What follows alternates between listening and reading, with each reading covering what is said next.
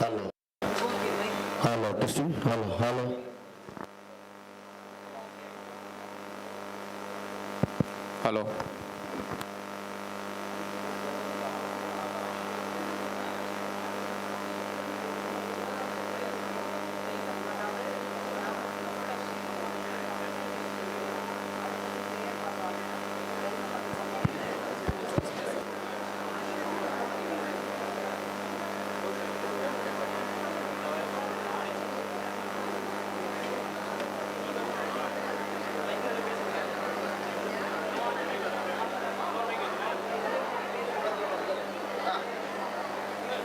Hello, hello.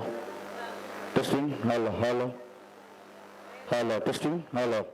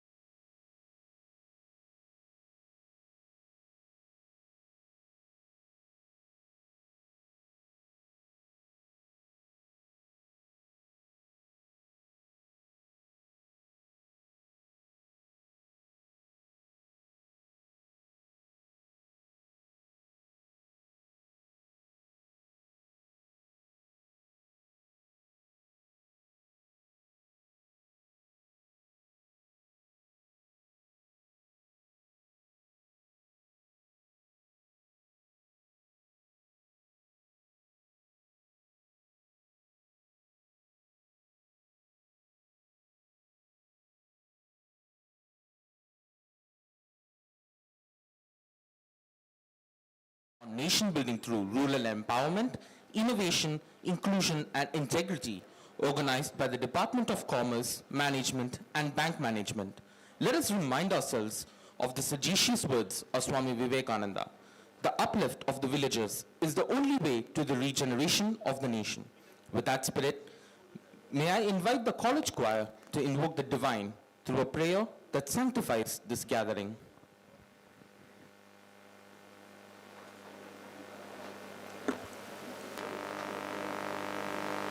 वन्दामहे Shrimad आण्डवन् पादुकाङ्गम् श्रीरङ्गक्षेत्रपवित्रोज्ज्वलपारिजातम् यत्र मानवाः सर्वे सन्मार्गदर्शिताः नित्यं पठन्ति ते विज्ञानकलाभाषाः पाठातिरिक्तविषयेऽपि प्रवृत्तास्ते सुशीलगुणामपि अनुसरन्ति नित्यम् नानाकलाक्रीडेष्वपि सुशोभिताः सर्वत्र सर्वदा ते आत्मप्रभावैः ओषधिवने स्थापित प्रयोगशालासु सम्यक् प्रकाशयन्ति ते स्वप्रभावम् अत्रैवाधीत यन्त्रविद्यासु निपुणास्ते विदेशेऽपि उज्ज्वालयन्ति शालाप्रभावम्. Thank you. Knowledge is the seed and sharing is in the sunlight that makes it grow. We now commence section 4 of our conference. To extend a warm welcome, I invite Dr. B. Bharati, Assistant Professor, Department of Commerce, to deliver the welcome address. Please, ma'am. A pleasant morning to one and all gathered here.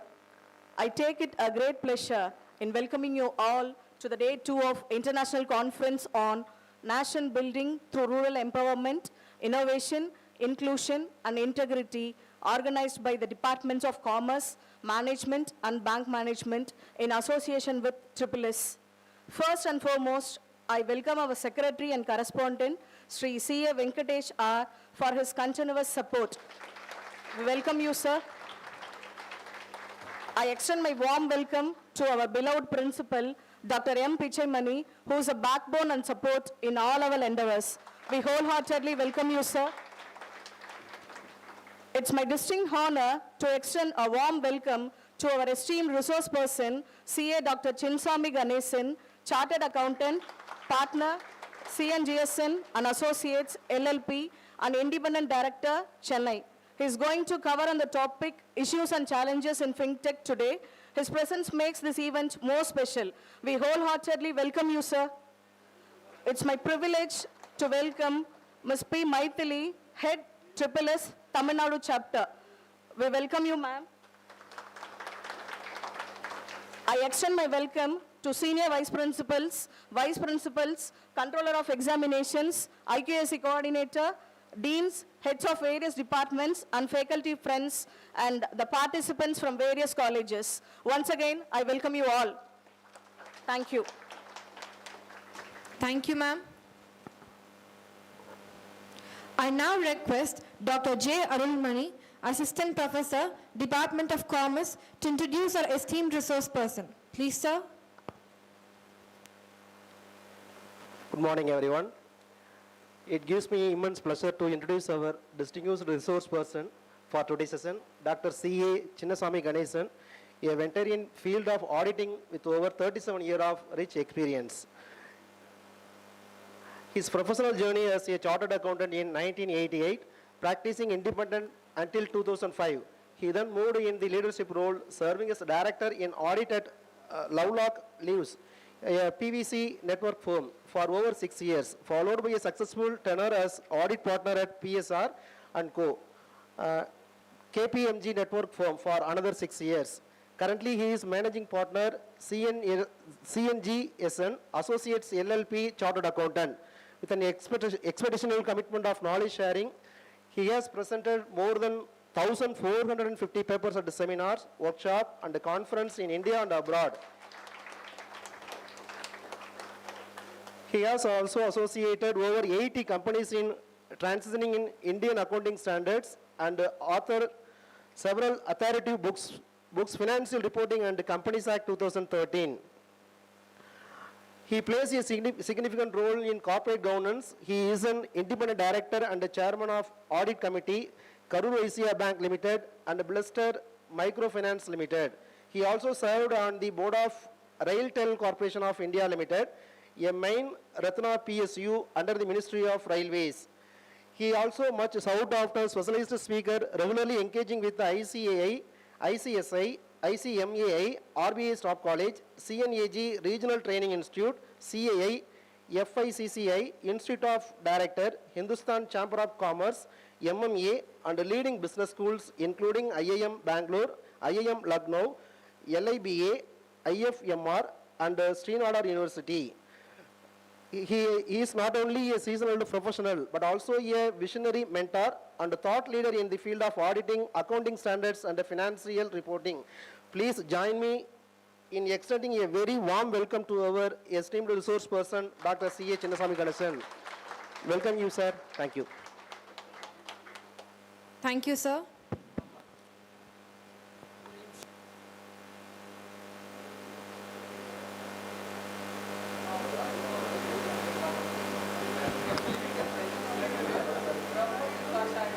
Now, I invite our secretary and correspondent, Shri C.A. Venkatesh R., to speak a few words.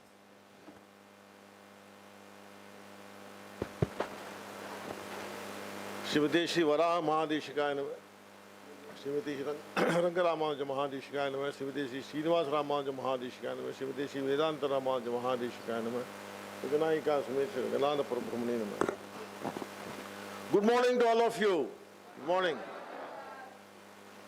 I know I am infringing or intruding myself into a set procedure so far as this session is concerned.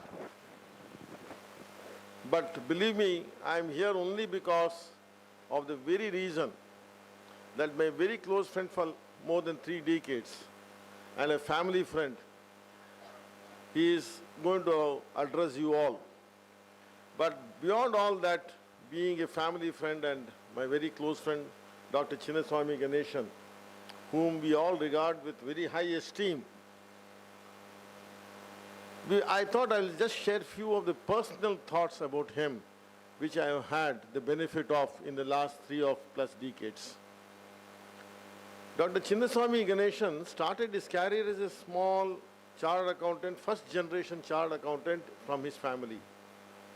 Grew up to a very big level, joined Big Four, first Price Waterhouse, then KPMG. He became a partner of KPMG. Had he continued, he would have become the India head of KPMG, one of the top leading audit and consulting firm in India, or in the world also.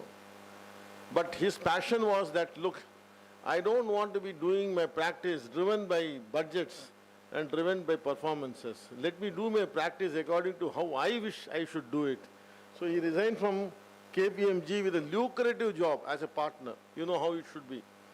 And he was before that itself in his own practice. His wife is also a chartered accountant. Both of them come from the same office. That office, they should thank them. They thank the office even today for their wedding. Am I right? He and his wife.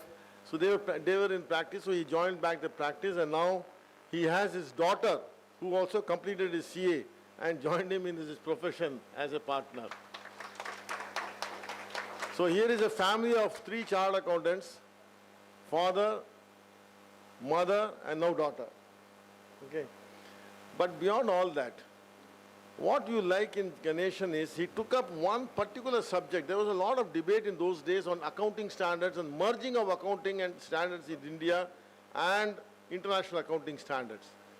He took up that particular very technical job of merging the Indian accounting standards and the international accounting standards and finding how it should be reported.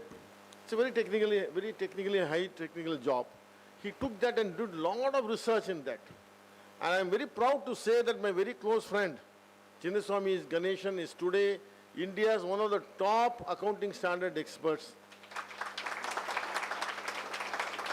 All because of his sheer hard work, dedication to the cause.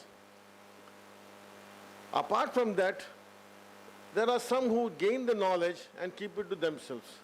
But here is one brother of mine, I call him my brother, he's really one, who has parted with his knowledge with hundreds and thousands of professionals, chartered accountants and business professionals and consulting professionals. He has parted his knowledge, emancipating the entire social framework of the accounting standards and the reporting standards. So it's really great to you, Ganeshan, that you have trained so many people and you made India really vibrant on this particular aspect. And one more thing, he's very meticulous in his work. As you would have seen, he has addressed about 470 or 500 conferences till now. You may think that he is an expert in accounting standards only. No. I can challenge even today, Sundaramurthy is here, the head of the Department of Tamil, here. I think he's not here. But he is also a Tamil expert, a very great scholar in Tamil. He has written quite a few books. In fact, he has written a poetry book on Tamil, quite a few of them. He writes Tamil poem and the Tamil literature. He has a lot of interest in that. So I'm sure today you all will have a great time, and I'm sure the entire faculty of the commerce and accounts and management are here to get the benefit of his knowledge to you, all of us. I'm sure we'll all have a good time. Wish you all a very great day and wish you all a great morning session. All the best. God be with you. Thank you, sir.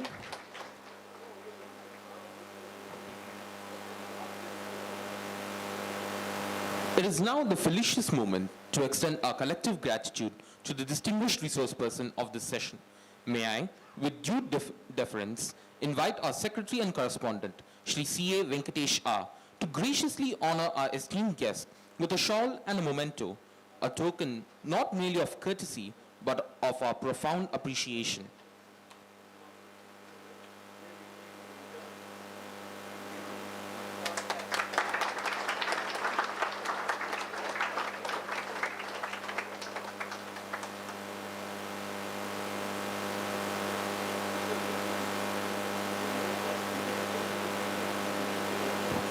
Thank you, sir, for bestowing this gesture of regard. Now, may I cordially invite Ms. P. Maithili, head of the SSS Tamil Nadu chapter, to present the souvenir to our honored resource person, a symbolic testament of our esteem and institutional remembrance. Thank you, ma'am.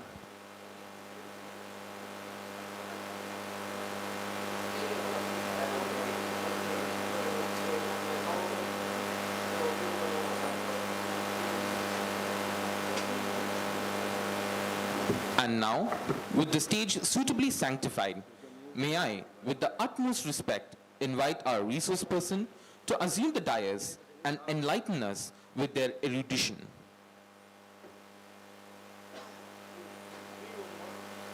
I think that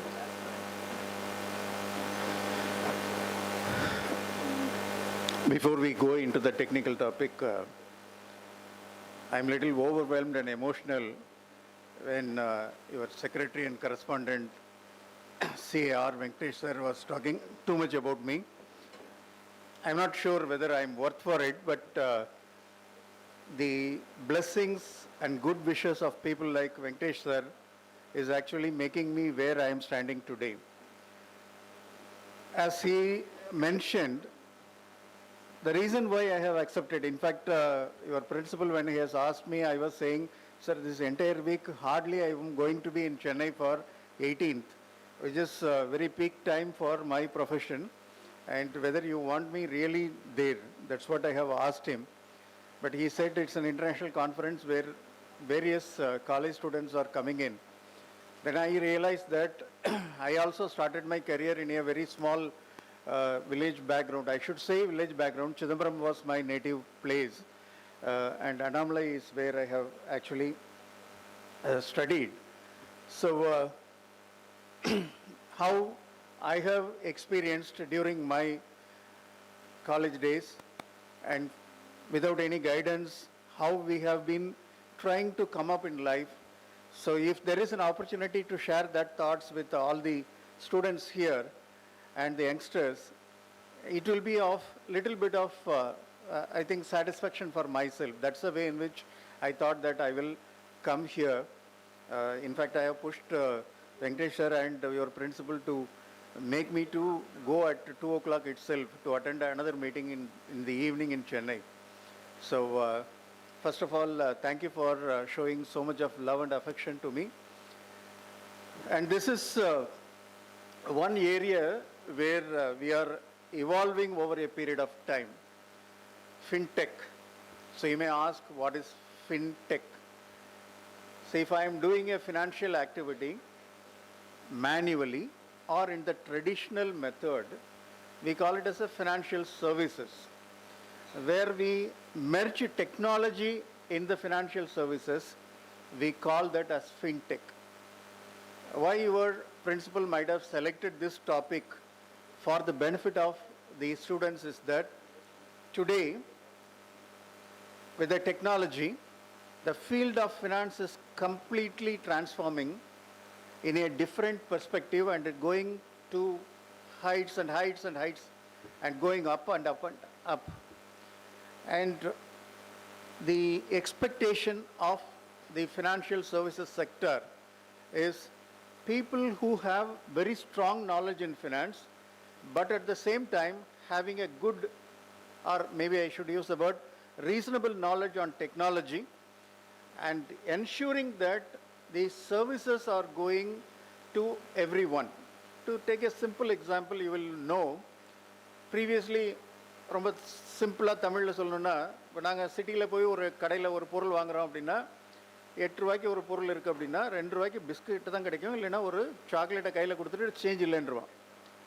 இன்றைக்கி நீங்கள் அதே பெட்டி கடையில் போய் நீங்கள் purchase பண்ணுறதுக்கு போங்க, இதில் சிம்பிளி சே சார் சேஞ்ச் இல்லை சார், கியூஆர் கோட் எடுத்துங்க சார். 8 rupeesக்கு ஒரு டிரான்சாக்ஷனை என்னால் பண்ண முடியும் வித் டெக்னாலஜி அப்படின்னா அது எவ்வளோ தூரம் போகுதுன்னு பாருங்கள். That is the way in which we are looking at how technology goes up. And இப்போ 75th birthday of மோடிஜி சொன்னாங்க, and in his birthdayக்கு ஒரு மெமெண்டோ கொடுத்துருக்காங்க. Madam, I must be thankful for that. In fact, India is the first country, I should say that India is the first country who has created a revolution in digital payment. இப்போ UPI நம்ம சொல்கிறோம் இல்லையா, இந்தியாவுடைய number of டிரான்சாக்ஷன்ஸை compare பண்ணால் world wide you have only plastic card. Credit card was the original starting point of digital economy, and then slowly it has gone to debit cards. Credit card, of course, it's a different style of lending and collecting huge way of huge interest rates from the people. அந்த விஷய சர்க்கிள்குள்ளே மாட்டிக்கினா புதகுழி மாதிரி தான், அதுலேருந்து வெளியில் வர்றதுன்றது ரொம்ப கஷ்டமான விஷயம். So that's the reason why people are discouraging the habit of going for credit card. Then they felt that all the transactions should come in a digital way. So debit card, the debit card, credit card, இது எல்லாமே நான் பண்ணாலுமே என்னுடைய குட்டி குட்டி transactions பண்ணும்போது அல்லது ஒரு ஸ்மால் ட்ரேடர் கூட ஒரு டிரான்சாக்ஷன் பண்ணும்போது என்னால் இந்த டிரான்சாக்ஷனை அந்த ஒரு கார்டை யூஸ் பண்ணி பண்ண முடியாது, எல்லாமே கேஷ் டிரான்சாக்ஷனாக போயிட்டு இருந்துச்சு. When the transaction goes in cash, what happens is some of the people will be accounting, paying taxes, and participating in the national building. And some of the people who are not very serious about it will be doing purchases in cash, sales in cash, expenses in cash, and accordingly nothing is going to develop the nation. அங்கே உள்ளார போகிறதே கிடையாது. So அவங்க எல்லாரையுமே ஒரு லெவலுக்குள்ளார கொண்டு வரணும்னா என்ன பண்ணலாம் அப்படின்னு யோசிக்கும்போது தான் this payment gateway has started. It's UPI வந்ததுக்கு அப்புறமா, in fact before that you have so many payment banks, payment gateways. But UPI வந்ததுக்கப்புறம் நீங்கள் பார்த்தீங்கன்னா ஈவன் இவர் ஜிபேன்னு சொல்கிறோம் இப்போ நம்ம கூகுள் பே, பட் கூகுள் பேயோடைய பேமெண்ட் கேட்வே பார்த்தீங்கன்னா இந்தியன் கேட்வேயாக இருக்கும். So that's a way in which we have actually made the revolution in respect of the digital payment.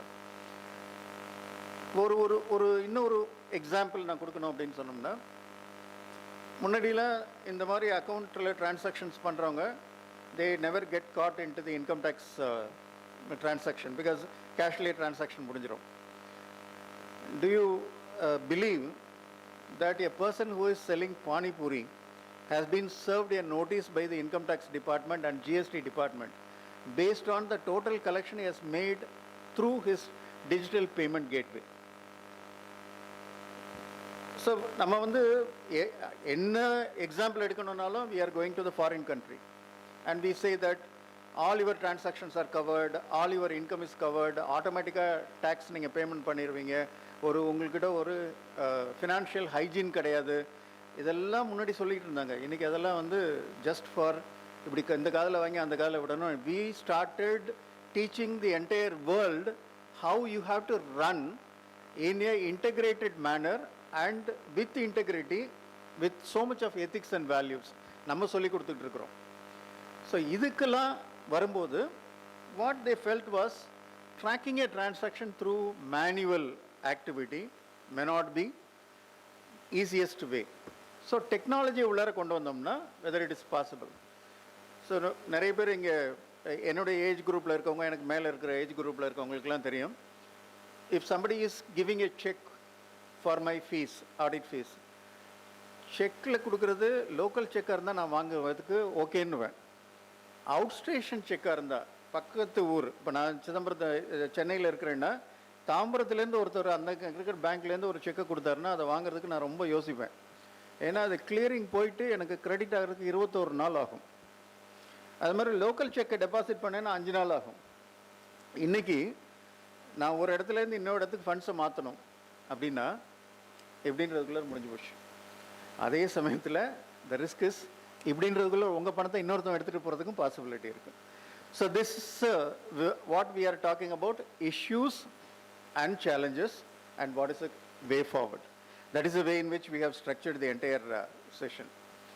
So as I have said that it's a complete transformation, right? We are transforming the entire activity. Okay. சாருக்கு வந்து எப்போவுமே என்னை project பண்ணிக்கிட்டே இருக்கணும். இந்த மைக்கு வந்து என்னுடைய விஷுவலை வந்து கம்மி பண்ணுறதுனால அதை ஓரமாக ஒதுக்குன்றாரு. சரி, இந்த மாதிரி ஆட்களுடைய அந்த லவ் அண்ட் அஃபெக்ஷன் தான் இந்த லெவலுக்கு என்னை கொண்டு வந்திருக்குன்னு நினைக்கிறேன் லைஃப்பில். ஏன்னா I started my career as I said first generation chartered accountant. நான் பிகாம் படிக்கும்போது நிறைய பேருக்கு தெரியும், அதனால உங்கள்கிட்ட யங்ஸ்டர்ஸ்கிட்ட maybe a motivation for all of you also. நான் பிகாம் படிக்கும்போது I have to walk 4 kilometers from my place to Andavan University and 4 kilometers coming back. நான் உங்களுக்கு வந்து இங்கே ஸ்ரீமத் ஆண்டவர் காலேஜில் ஃப்ரீ டிரான்ஸ்போர்ட்டேஷனை அரேஞ்ச் பண்ணி ட்ராப் அவுட்ஸ் வரக்கூடாதுன்றது மாதிரி அவங்க யோசனை பண்ணுறாங்க. அந்த மாதிரிலாம் அப்போ எங்களுக்கு ஒரு ஆப்பர்ச்சுனிட்டி இல்லை. அதே மாதிரி டே ஸ்காலராக போகும்போது மத்தியானம் லஞ்ச் வீட்டிலேருந்து எடுத்துகிட்டு போகிறதுக்கு இருக்குமா இருக்காதான்னு தெரியாது. அந்த மாதிரி ஒரு ஃபேமிலி தான். ஆனால் வைராக்கியம் மட்டும் இருந்தது. நம்ம வந்து வாழ்க்கையில் படிப்பு மட்டும்தான் நமக்கு அசட்டாக இருக்க முடியும்னு இருந்துச்சு. அதனால் we have spent more and more time on becoming என்ன சொல்கிறது, ஒரு அகடமிக்கலாக குட்டாக இருக்கணும்னு ஃபீல் பண்ணோம்.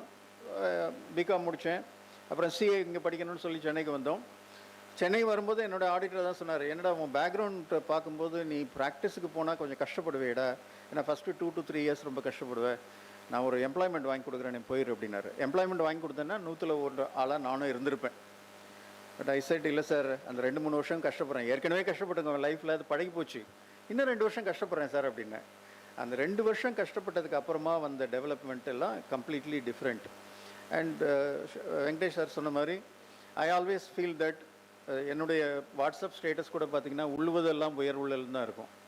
நான் எதுவுமே வந்து சின்ன விஷயத்துக்கு எய்ம் பண்ணவே மாட்டேன். I always aim higher and higher and I will work on that because that is a way in which my teachers have made me to think. So அந்த ப்ராசஸில் தான் பிக் 4க்கு போனது. பிக் 4ல் இருந்துட்டு திருப்பி 6 வருஷத்தில் திரும்ப வந்துடணும்னு நான் பிளான் பண்ணி போனேன். அப்போ ஒருத்தர் என்னை பார்த்து ஒரு கமெண்ட் அடித்தார், உன் ஏஜுக்கு உன்னுடைய பேக்ரவுண்டுக்கு you can never be a partner in a big 4 accounting firm அப்படின்னு சொன்னார். நம்மளை பார்த்து இன்னொருத்தன் எப்படா இப்படி சொல்கிறது அப்படின்னு, இதையும் நம்ம அச்சீவ் பண்ணிட்டு போவோம் அப்படின்னு KPMGல ஒரு ஆஃபர் வந்ததுக்கப்புறம் I become partner. So I continued for 2 years just because the firm has recognized me as a partner. After I have reached that milestone, I felt that it's a glorified employment. நம்மளுடைய சொந்த விஷயங்களை செய்கிறதுக்கோ மற்றதுக்கோ நமக்கு time இல்லை அல்லது செய்ய மனசு வரல. ரொம்ப சிம்பிள் எக்ஸாம்பிள் தான். That is was a trigger actually. நாங்கள் வெங்கடேஷ் சாரும் நானும் in one of the organisation called freemasonry. அங்கே எத்திக்ஸ், வேல்யூஸ், த இன்டெகிரிட்டி இதை பற்றி தான் நிறைய நாங்கள் லேர்ன் பண்ணிகிட்ருப்போம். ஒரு சின்ன கிளைண்ட் மீட்டிங்கில் எங்கூட ஒரு பார்ட்னர் வந்திருந்தார். Client was asking a question. நான் வந்து டேக்ஸ் பேக்ரவுண்ட்லேருந்து specialisation in company law and accounting அப்படி போனதுனால எனக்கு டேக்ஸ்லேயும் வெரி ஸ்ட்ராங் நாலேஜ் இருக்கும். அந்த கிளைண்ட் வந்து ரொம்ப காம்ப்ளிகேட்டட் இஷ்யூன்னு நினச்சி ஒரு கொஷினை கேட்குறாரு. இவர் என் கூட வந்த பார்ட்னருக்கு ஒன்லி ஆடிட் மட்டும்தான் தெரியும். ஏன்னா பிக் ஃபோருக்குள்ளார போட்டிங்கன்னா செக்மெண்ட் பண்ணிடுவாங்க உங்களை. நீங்கள் ஆடிட்னா ஆடிட் பார்க்கலாம், இன்கம் டேக்ஸ்னால் இன்கம் டேக்ஸ் பார்க்கலாம், அதுக்கு மேலே உங்களுக்கு நாலேஜ் இருக்காது. நீங்கள் ஆடிட் பார்த்ததுக்கப்புறம் உங்களுக்கு இன்கம் டேக்ஸில் டவுட் வருதுன்னா இன்கம் டேக்ஸ் பார்ட்னரை கோத்து விட்ருவாங்க. இப்போ இந்த டாக்டர் மாதிரி நீங்கள் போய் உள்ளார போய் ஒரு ஹாஸ்பிட்டலில், கார்ப்பரேட் ஹாஸ்பிட்டலில் போனீங்கன்னா கையை பிடிச்சி பார்த்துட்டு உங்களுக்கு பிபி இருக்குன்னு நினைக்கிறேன் அவரை போய் பாருங்கள், டயபெட்டிக் இருக்குன்னு நினைக்கிறேன் இவரை போய் பாருங்கன்னு ஒரு 10 டாக்டருக்கு வந்து அவங்க பிஸ்னஸ் வாங்கி கொடுத்துருவாங்கல்ல. அந்த மாதிரி big four also will use to do. So when this was happening, நான் இந்த கொஷின் அவர் கேட்ட உடனே, சார் இது ஒரு பெரிய மேட்டரே இல்லை sir, this is a simple solution which you can use it and you need not. அது சொன்ன உடனே அவர் முகம் அவ்வளோ சந்தோஷமாயிருச்சு. சொன்னார், நான் இவ்வளோ காம்ப்ளிகேட்டடாக 3 நாள் தூங்காமல் இருந்தேன், நீங்கள் ஜஸ்ட் லைக் தட் இதை பண்ணிட்டீங்க, எக்ஸ்பிளைன் பண்ணிட்டீங்க, இஸ் இட் ஆல் ரைட், நம்ம அதில் ப்ரொசீட் பண்ணுறேன் நான் அப்படின்ட்டார். பண்ணிவிட்டு அவர் இப்படி பார்க்கும்போது என்னுடைய பார்ட்னர் முகத்தில் சந்தோஷம் இல்லை. அப்புறம் இந்த பார்ட்னர் பார்த்த உடனே அவரே அண்டர்ஸ்டாண்ட் பண்ணிக்கிட்டார். இப்போ புதுசாக வந்தவர் சொன்னதை நம்ம உடனே அக்செப்ட் பண்ணிட்டோம், அவர் ஏதோ கில்ட்டியாக அவர் ஈகோயிஸ்டிக்காக ஃபீல் பண்ணுறாருன்னு நினச்சிட்டு, என்னங்க அவர் சொன்னதை அப்படி நம்ம ப்ரொசீட் பண்ணலாமா அப்படின்னா அந்த பார்ட்னர் சொன்னார், இல்லை அவர் ஜாயின் பண்ணி இப்போ தான் கொஞ்ச நாள் தான் ஆகுது, நம்ம எனிவே நம்ம டேக்ஸ் பார்ட்னர்கிட்ட ஒரு தடவை கேட்டுருவோமா அப்படின்னாரு. இப்போ கேட்டுடலாங்க அப்படின்னு அவர் சொல்லிட்டார், ஓனர் சொல்லிட்டார். வெளில வந்து காரில் ஏறி உட்காரோம், 30 lakhs பில் பண்ண வேண்டிய ஒரு பாசிபிலிட்டியை by giving a simple solution you have spoiled அப்படின்னாரு. அப்போ நான் வந்து காசுக்காக என் மனசாட்சியை விற்றுட்டு ப்ரொஃபஷனை நடத்தணுமா? என்னுடைய சீனியர் அப்படி எனக்கு சொல்லிக் கொடுக்கல, நான் பழகின யாருமே எனக்கு அப்படி சொல்லிக் கொடுக்கல. Then I thought that we will not do that. So that was a trigger. I was waiting for the time and came out. Now we have set up a firm. சாருக்கு தெரியும், என்னுடைய ஃப்ரெண்ட்ஸுக்காக அந்த சிஎன்ஜிஎஸ்என் இருக்குது. பட் சிஎன்ஜிஎஸ்என் இருக்கும்போதே பேரலாக என்னுடைய நேமில் ஒரு ஃபர்ம் 88ல் ஆரம்பித்தோம். அந்த ஃபர்ம் கூட we have மெர்ஜ்ட் another 2 firms.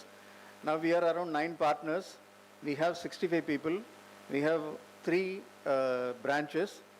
We are working on merging another firm from Kerala. If that firm is merging, we will be having 25 partners and we will have presence in every town of Kerala state.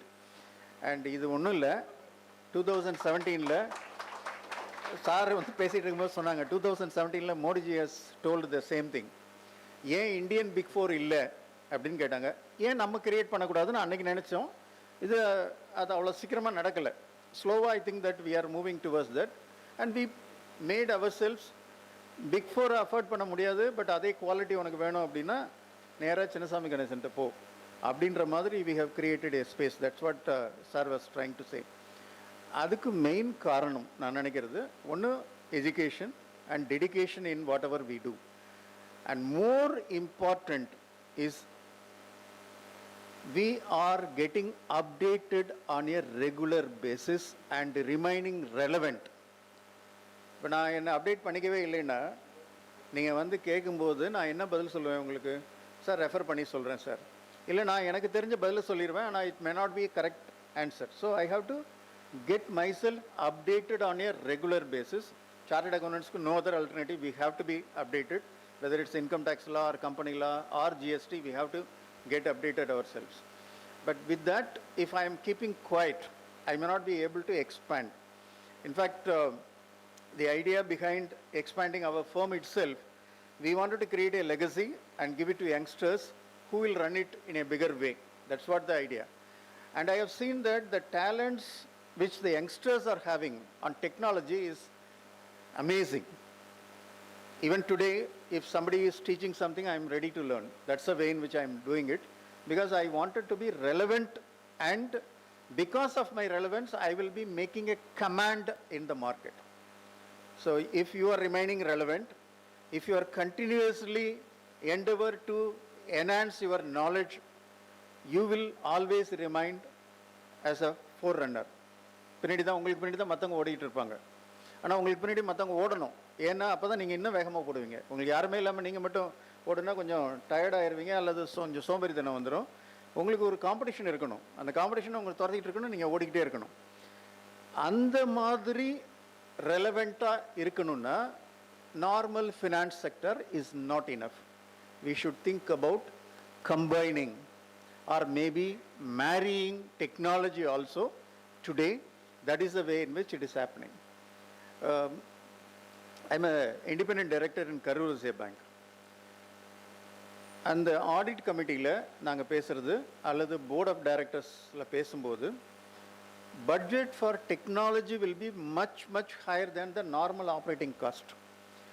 ஏன்னா Reserve Bank of India has given a circular, and it is also emphasizing that all the banks should be highly competitive with respect to their technology adoption, transformation to digital economy. That's the way in which they are told.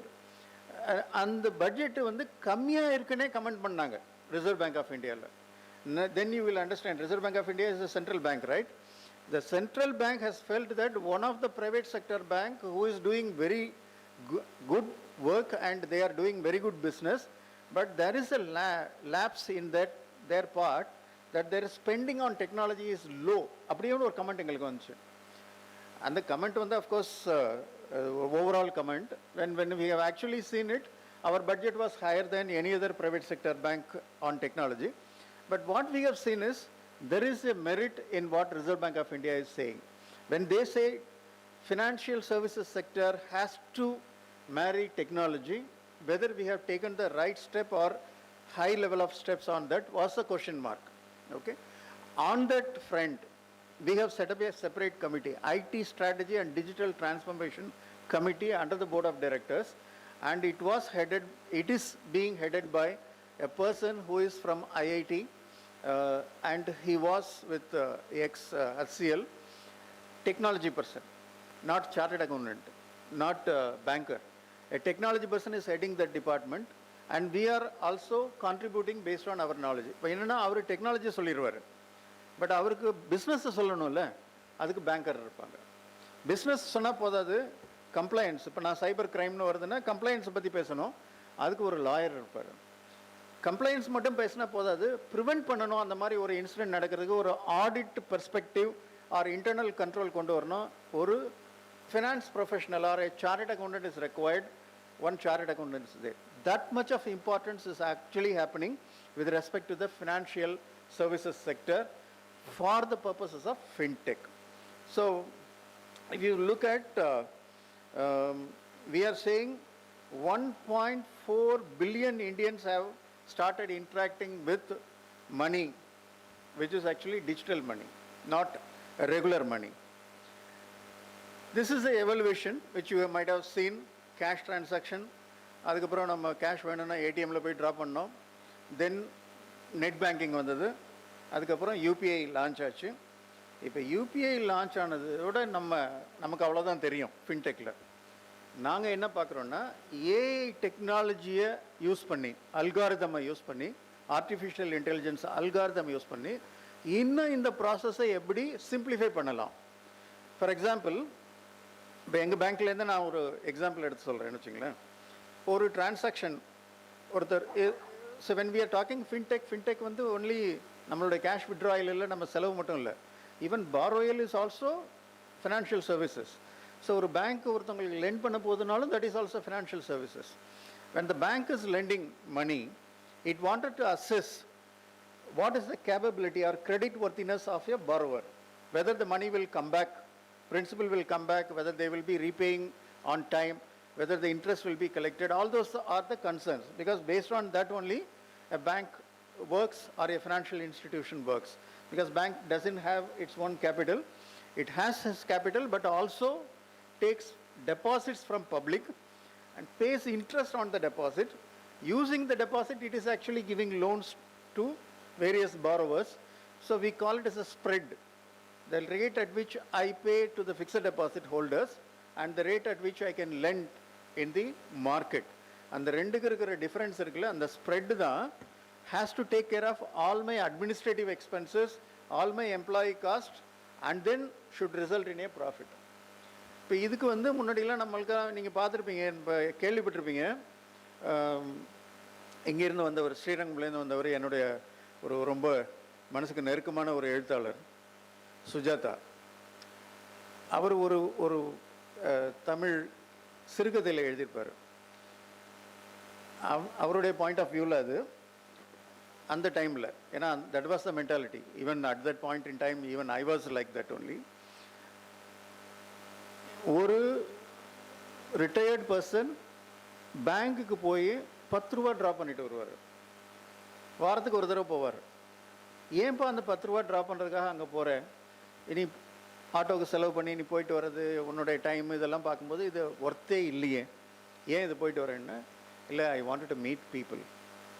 So இந்த 10 ரூபா draw பண்ணுறதுக்காக போகும்போது அந்த bank மேனேஜரை பார்ப்பேன், teller, அந்த கேஷியரை பார்ப்பேன், டெல்லரை பார்ப்பேன், அங்கே பியூனை பார்ப்பேன், அவங்களெல்லாம் பேசிட்டு வருவேன்.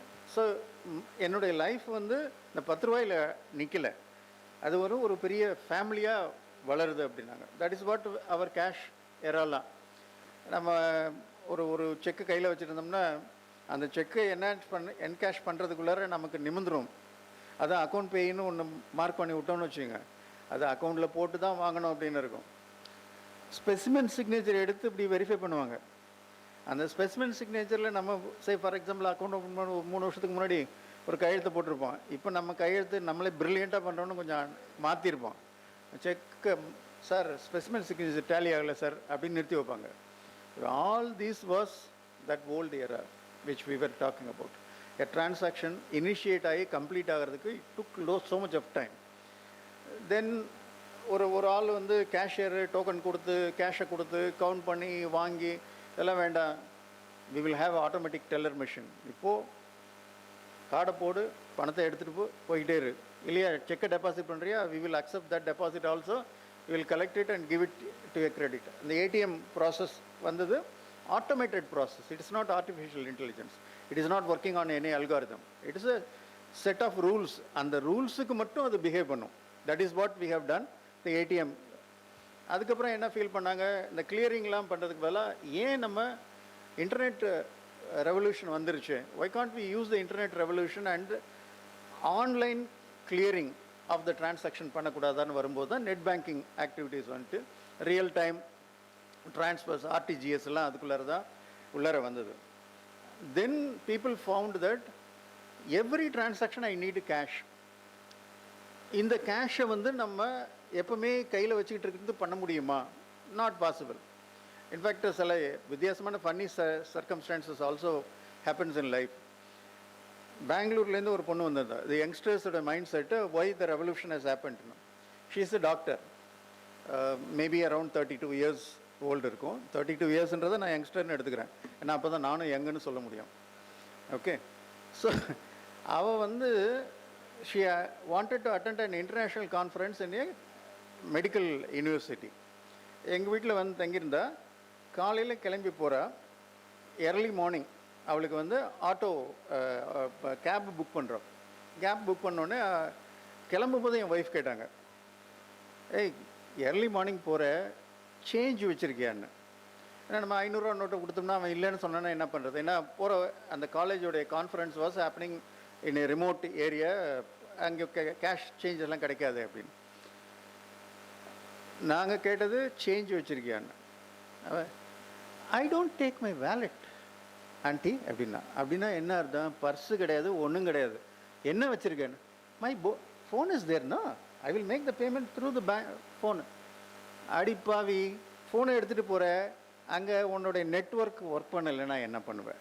ஏன்னா நம்ம அப்படி தான் நம்ம யோசிப்போம், நெட்ஒர்க் ஒர்க் பண்ணலைன்னா என்ன பண்ணுவேன்? நீ கூட்டிகிட்டு போகிற கேப் டிரைவருக்கு அந்த மாதிரி ஒரு ஆப்பை அவன் யூஸ் பண்ணலைன்னா என்ன பண்ணுவேன்? அதனால கவுண்ட் பண்ணி கேபில் என்ன வந்துச்சோ அது மாதிரி ஸ்ப்ளிட் பண்ணி கேஷை என் ஒய்ஃப் வந்து அவங்ககிட்ட கொடுத்து இது போக இன்னும் கொஞ்சம் கேஷ் கையில் வச்சுக்கோ, எனக்கு உனக்கு அவசரத்துக்கு ஏதாவது தேவைப்படுமா அப்படின்லாம் சொல்லி கொடுத்தேன்னு அவள் வந்து ஒரு புழுவை பார்க்குற மாதிரி என் ஒய்ஃபை பார்த்தா. என்னடா அப்டேட் ஆகவே இல்லையே எதுக்குங்கள, என்னமோ போட்டு இப்படி கொடுத்து அனுப்புதுங்களே அப்படின்ற மாதிரி ஒரு நக்கலை பார்த்துட்டு, ஆனால் வாங்கிட்டு போயிட்டு அவள் திருப்பி அவளை ஏர்போர்ட்டில் ட்ராப் பண்ணுறதுக்கு என்னோட டிரைவர் போனார். முதல்ல காலையில் அங்கே போயிட்டேன், கான்ஃபரன்ஸ் முடிஞ்சோன்னு என் டிரைவர்கிட்ட அந்த கேஷை திருப்பி கொடுத்து அனுப்பிட்டான். கொடுத்துட்டு சொல்கிறா, அங்கே ஃபோன் பண்ணி என் ஒய்ஃபுக்கு சொல்கிறாங்க, the cab driver has actually had 3 different UPI payment. GPay வேணுமா வச்சுருக்கேன், ஃபோன்பே வேணுமா வச்சுருக்கேன், நீங்கள் பேடிஎம் வேணுமா வச்சுருக்கேன், எது வேணும்னு சொல்லுங்கள் மேடம் அப்படின்னு கேட்டாங்க. டெக்னாலஜி வளர்ந்துருச்சு மேடம், எங்கள் ஒய்ஃபுக்கு டெக்னாலஜி வளர்ந்துருச்சு மேடம், நீங்கள் அங்கேயே இருக்கீங்க அப்படின்னாங்க. So that is the way in which things are moving when we were talking about UPI. இந்த ஃபினான்ஷியல் செக்டரில் யூபிஐ வரும்போது what we have felt is that if I am not catching, நாங்கள் வந்து ஒரு கான்செப்ட் சொல்லுவோம் அந்த ஃபினான்ஷியல் செக்டரில், because I was saying that the spread will be utilized for the purposes of making my profit for the bank as well as for meeting my expenses. அதுக்கு வந்து என்ன வேணும், லோ இன்ட்ரெஸ்ட் பேரிங் டெபாசிட்ஸ் எனக்கு வரணும். என்ன வேணும்னா savings account, current account. ஏன்னா current அக்கௌண்ட்டுக்கு இன்ட்ரெஸ்ட்டே கிடையாது, உங்கள் எல்லாருக்கும் தெரியும். சேவிங்ஸ் அக்கௌண்ட்டுக்கு மந்த்லி ஆவரேஜ் எடுத்து ஒரு பிக் டேட்டுக்கு தான் கால்குலேட் பண்ணுவாங்க. நார்மலாக அந்த அமௌண்ட் வந்து வெரி நெக்லிஜிபிள் அமௌண்ட்டாக இருக்கும். அதனால் bank or every financial institution will work on a concept called CASA அப்படின்வாங்க, current account and savings account. அது எவ்வளோக்கு எவ்வளோ அவங்களுக்கு ஹையாக இருக்கோ அவ்வளவுக்கு எவ்வளோ அவங்களுடைய ப்ராஃபிட்டபிலிட்டி கூடும். Because it's a low interest and I am lending at say for example 12%, I am paying hardly 4% or 5% on savings account. இந்த ப்ராசஸ் வரும்போது what they have felt was banks are getting impacted by the UPI revolution. என்ன ஆச்சு, என்ன வேணாலும் ஒரு private ஆள் வச்சுட்டான். இப்போ ஜிபே வச்சுருக்காங்கன்னா GPay has actually done that, you have a deposit with them initially and you make the payment out of it. The amount has been collected by GPay or Google. கொஞ்சம் முடிச்சுக்கிட்டாங்க Indian fintech institutions எல்லாமே, financial institution banks. Then they have said we will route this transaction through our network. So if I have a savings account, you can use any UPI application to make the payment. So savings account ஒவ்வொரு கார்டுக்கும் நான் எடுத்துக்கிட்டே வரேன்னா even 500 rupees per UPI கார்டுக்கு நான் எடுத்தனால என்னுடைய transaction will be very huge. ஒரு simple example உங்களுக்கு சொல்லணுன்னா, how the fintech is also helping with respect to your டோலில். You remember that previously we use to pay cash, then FASTag வந்துச்சு. இப்போ ஃபாஸ்டேக்கை ஆனுவல் பேமெண்ட் நீங்கள் பண்ணிடலாம், மல்டிபிள் டைம் போகலான்னு வச்சுருக்காங்க. நம்ம ரியலாக யோசிச்சு பார்த்தோம்னா நமக்கு இது சிம்பிளாக தெரியும். But just imagine 3000 rupees per user, one time they are making the payment.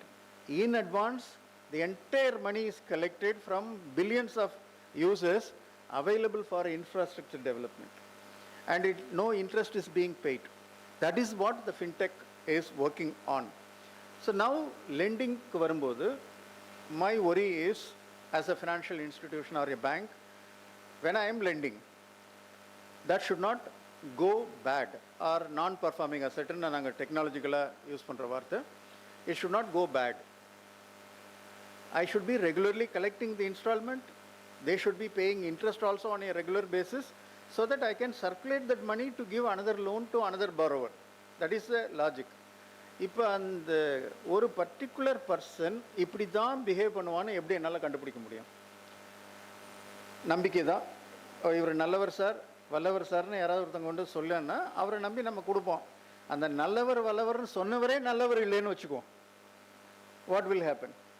So இப்போ artificial intelligence is using algorithms, collecting lot of data about the particular person who is coming for a borrower, analyze the data and say whether this person is having a credit track of repaying regularly or not. CIBIL score nu ஒன்று கேள்விப்பட்டிருப்பீங்க. That is also coming with the fintech. அவர் எங்கேயாவது ஒரு check அவருடைய check bounce ஆயிடுச்சுன்னு வச்சுக்கோங்க, அவர் கொடுத்த ஒரு check bounce ஆயிடுச்சுன்னா அது சிபிலில் ரெக்கார்ட் ஆகிரும். So CIBIL score will come down. CIBIL score இவருடைய பாஸ்ட் டிரான்சாக்ஷன்ஸு, கிரெடிட் கார்டு எத்தனை வச்சுருக்காரு, எல்லாமே ஃபுல் இன்ஃபர்மேஷன் டிஜிட்டலாக இப்போ நம்ம available. A bank will understand each and every transaction and then try to find out whether this person will take a loan and repay it or he will take a loan and run away. இந்த analysis பண்ணும்போது it is not just analysis of data, but I should always have a forward looking guidance. Predictive statement னு சொல்லுவோம் நம்ம artificial intelligence சொல்லும்போது. Predictive statement நீங்கள் பைத்தானோ அல்லது மற்ற எந்த லாங்குவேஜில் நீங்கள் போனீங்கனாலும் you can actually do that predictive analysis. Given the data இப்படி தான் இது பிஹேவ் ஆகும், இந்த பர்டிகுலர் டேட்டா இப்படி தான் மூவ் ஆகும் அப்படின்னு நம்ம எடுக்க முடியும். அந்த predictive அனாலிசிஸை algorithms are doing, and based on which the fintech is actually going up. How they have gone up? If you see, startup companies on fintech alone, giving advice on fintech, are doing transaction on financial matters. More than 10,000 startup companies have been in India or they are functioning in India. So then you will understand this. ஒரு simple example கொடுக்கணுன்னா, micro ஃபினான்ஸ்னு ஒரு category இருக்குது. இப்போ நம்ம அந்த காலத்துலலாம் கிராமத்தில் ஏல சீட்டுன்னு ஒன்று போடுவாங்க. யாராவது ஒருத்தவங்க வீட்லேயே எல்லாத்தையும் கலெக்ட் பண்ணுவாங்க. யாராவது ஒருத்தவங்களுக்கு தேவைப்படும், அவங்களுக்கு கொடுத்துருவாங்க. மற்றவங்களுக்குலாம் அந்த அந்த டிஸ்கவுண்ட்டை வந்து எல்லாருக்கும் பிரித்து கொடுப்பாங்க. இந்த கான்செப்ட் ஒர்க் பண்ணவங்கள slowly the empowerment for women கொண்டு வரும்போது செல்ஃப் ஹெல்ப் குரூப் அப்படின்னு ஒரு concept they have brought in. So அவங்களே அவங்களுக்குள்ளார யார்கிட்டலாம் பணம் இருக்கோ அவங்களாம் போடுவாங்க. அதை வச்சு ஒருத்தவங்க ஒரு சின்ன பிஸ்னஸ் பண்ணுவாங்க, இல்லை ஒரு ட்ரேடிங் ஆக்டிவிட்டி பண்ணுவாங்க. அவங்களுக்கு ஒரு ஸ்மால் கேபிட்டல் கான்ட்ரிபியூஷன் பண்ணுவாங்க. அவங்க திருப்பி கொடுக்குற அமௌண்ட்டை வச்சு ஃபண்ட்ஸை ரொட்டேட் பண்ணிக்கிட்டே இருக்கும் அந்த group. That is called micro ஃபினான்ஸ்னு சொல்லுவாங்க. இந்த மைக்ரோ ஃபினான்ஸும் ஃபின்டெக்கும் எப்படி அலைன் ஆகிருக்குன்றத ஒரு எக்ஸாம்பிள் சொல்கிறேன். எகெயின் மேடம் பேசிகிட்டு இருக்கும்போது சொன்னாங்க விமன் எம்பவர்மெண்ட்டுக்கெலாம் நாங்கள் நிறைய ஒர்க் பண்ணிகிட்ருக்கோன்னு. I am also director in another company which is in microfinance side. The reason why that particular microfinance has been formed is because the managing director was, I should say, social activist. We call her as a social entrepreneur. Very entrepreneur, social entrepreneur. Her motive was to run a not-for-profit organization, develop the women. அதுக்காக ஒரு organisation வச்சுருந்தாங்க. அந்த organisation வைக்கும்போது அவங்க பார்த்த majority of the problems என்னென்னா, borrowers are very high price borrowers. அவங்களால repayment பண்ண முடியாமல் அந்த விஷியஸ் சர்க்கிள்லேயே மாட்டிட்டு முடிச்சிட்ருக்காங்க அப்படின்னு. Then she started, why can't I give small loans, micro loans, so 5,000 rupees repayable over 12 months period. இந்த மாதிரி ஒன்று கொண்டு வர முடியுமான்னு அவங்க பார்க்கும்போது she don't have any guidance how to do that. She depended on technology. அந்த டெக்னாலஜிக்கு இன்றைக்கி வந்து she is able to give a loan portfolio of around 5,000 plus crores in microfinance alone. Technology is helping. And the way in which they monitor even what you call what may go wrong or what may go wrong na economic environmentல ஏதாவது ஒன்று நடந்தால் உடனே அதை கூட link பண்ணுவாங்க. நம்ம ஒரு issue பார்க்கும்போது பார்ப்போம், இந்த மாதிரி ஒரு ஃபினான்ஸ் வரும்போது political changes also has an implications. For example, கர்நாடகாவில் they have passed an act where they say that நீங்கள் போய் கடன் கொடுத்துடலாம் நீங்கள், பட் கடனை வாங்க போனீங்கன்னா ஹராஸ்மெண்ட் பண்ணக்கூடாது. அந்த ஹராஸ்மெண்ட் பண்ணினீங்கன்னா அல்லது அந்த ஹராஸ்மெண்ட்னால யாராவதுக்கு அவங்க ஃபேமிலியில் யாராவது ஒருத்தவங்க சூசைட் பண்ணிக்கிட்டாங்களா இல்லை ஏதாவது பிரச்சனைன்னா, the branch manager can be actually arrested under and put it in rigorous imprisonment act. நாம் ஃபினான்ஷியல் சர்வீசஸில் இருக்கிற ஆள் என்ன பேஸ் பண்ணி anything you require ma she is standing for it. Okay. I was thinking that you wanted to ask any question to me. Okay. So அந்த act வந்த உடனே அந்த ஆக்டோட implications இந்த பர்டிகுலர் செக்டரில் என்ன இருக்குன்னு நாங்கள் ப்ரிடிக்ட் பண்ணுறதுக்கும் எங்களுக்கு வந்து technology has used. Now the same act has been enacted in Tamil Nadu also. So here also we are looking at that. இது வந்து political reasonனால பண்றாங்களா இல்ல protect பண்ணனும் பண்றாங்களா, that is different. But the way in which things are happening, we have to be little cautious on how the fintech can actually work.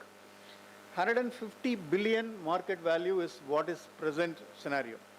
In India alone, I am taking only Indian numbers.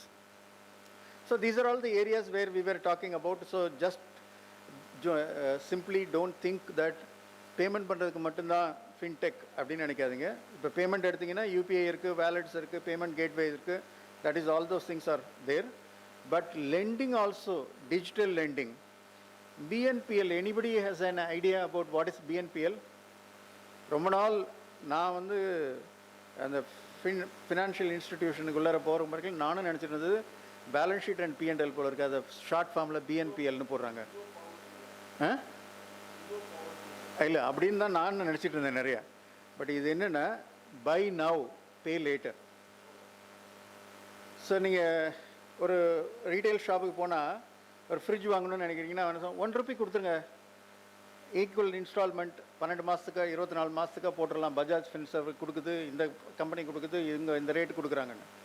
That buy now pay later consumer loan and small MSMEக்கு கொடுக்குற loans எல்லாமே, this is also coming under this particular category. So your transactions can be very easily monitored using your fintech activity. Peer-to-peer lending platform is also possible from one organization to another organization where when they have surplus funds, that is also possible. Wealth improvement.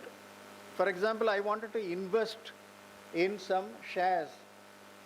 அந்த ஷேருக்கு guidance என்ன இருக்குது, நான் எப்படி அதை analyse பண்ணணும், எப்படி guide பண்ணணும் அப்படின்றது வெல்த் டெவலப்மெண்ட்டுக்கும் fintech is also part of fintech. Insurance நான் எடுக்கணும், அந்த இன்சூரன்ஸை முன்னாடிலாம் நம்ம இன்சூரன்ஸ் எடுக்கும்போது நம்மளை ஒரு ஏஜென்ட் வந்து வெரைட்டி பண்ணுவார். இப்போல்லாம் நம்ம ஃபோனை வச்சு நான் காருக்கு இன்சூரன்ஸ் எடுக்கிறேன், இல்லை 2 வீலருக்கு இன்சூரன்ஸ் எடுக்கிறேன், இல்லை பர்சனல் இன்சூரன்ஸ் எடுக்கிறேன், 10 இன்சூரன்ஸ் கம்பெனி என்ன கொடுக்குறாங்க, கம்பேரிட்டிவ் அனாலிசிஸ் கொடுன்னா டெக்னாலஜி கொடுத்துருது எனக்கு, அதில் எது பெட்டர் அப்படின்றத நான் சூஸ் பண்ண முடியுது. So insurance is also coming under fintech.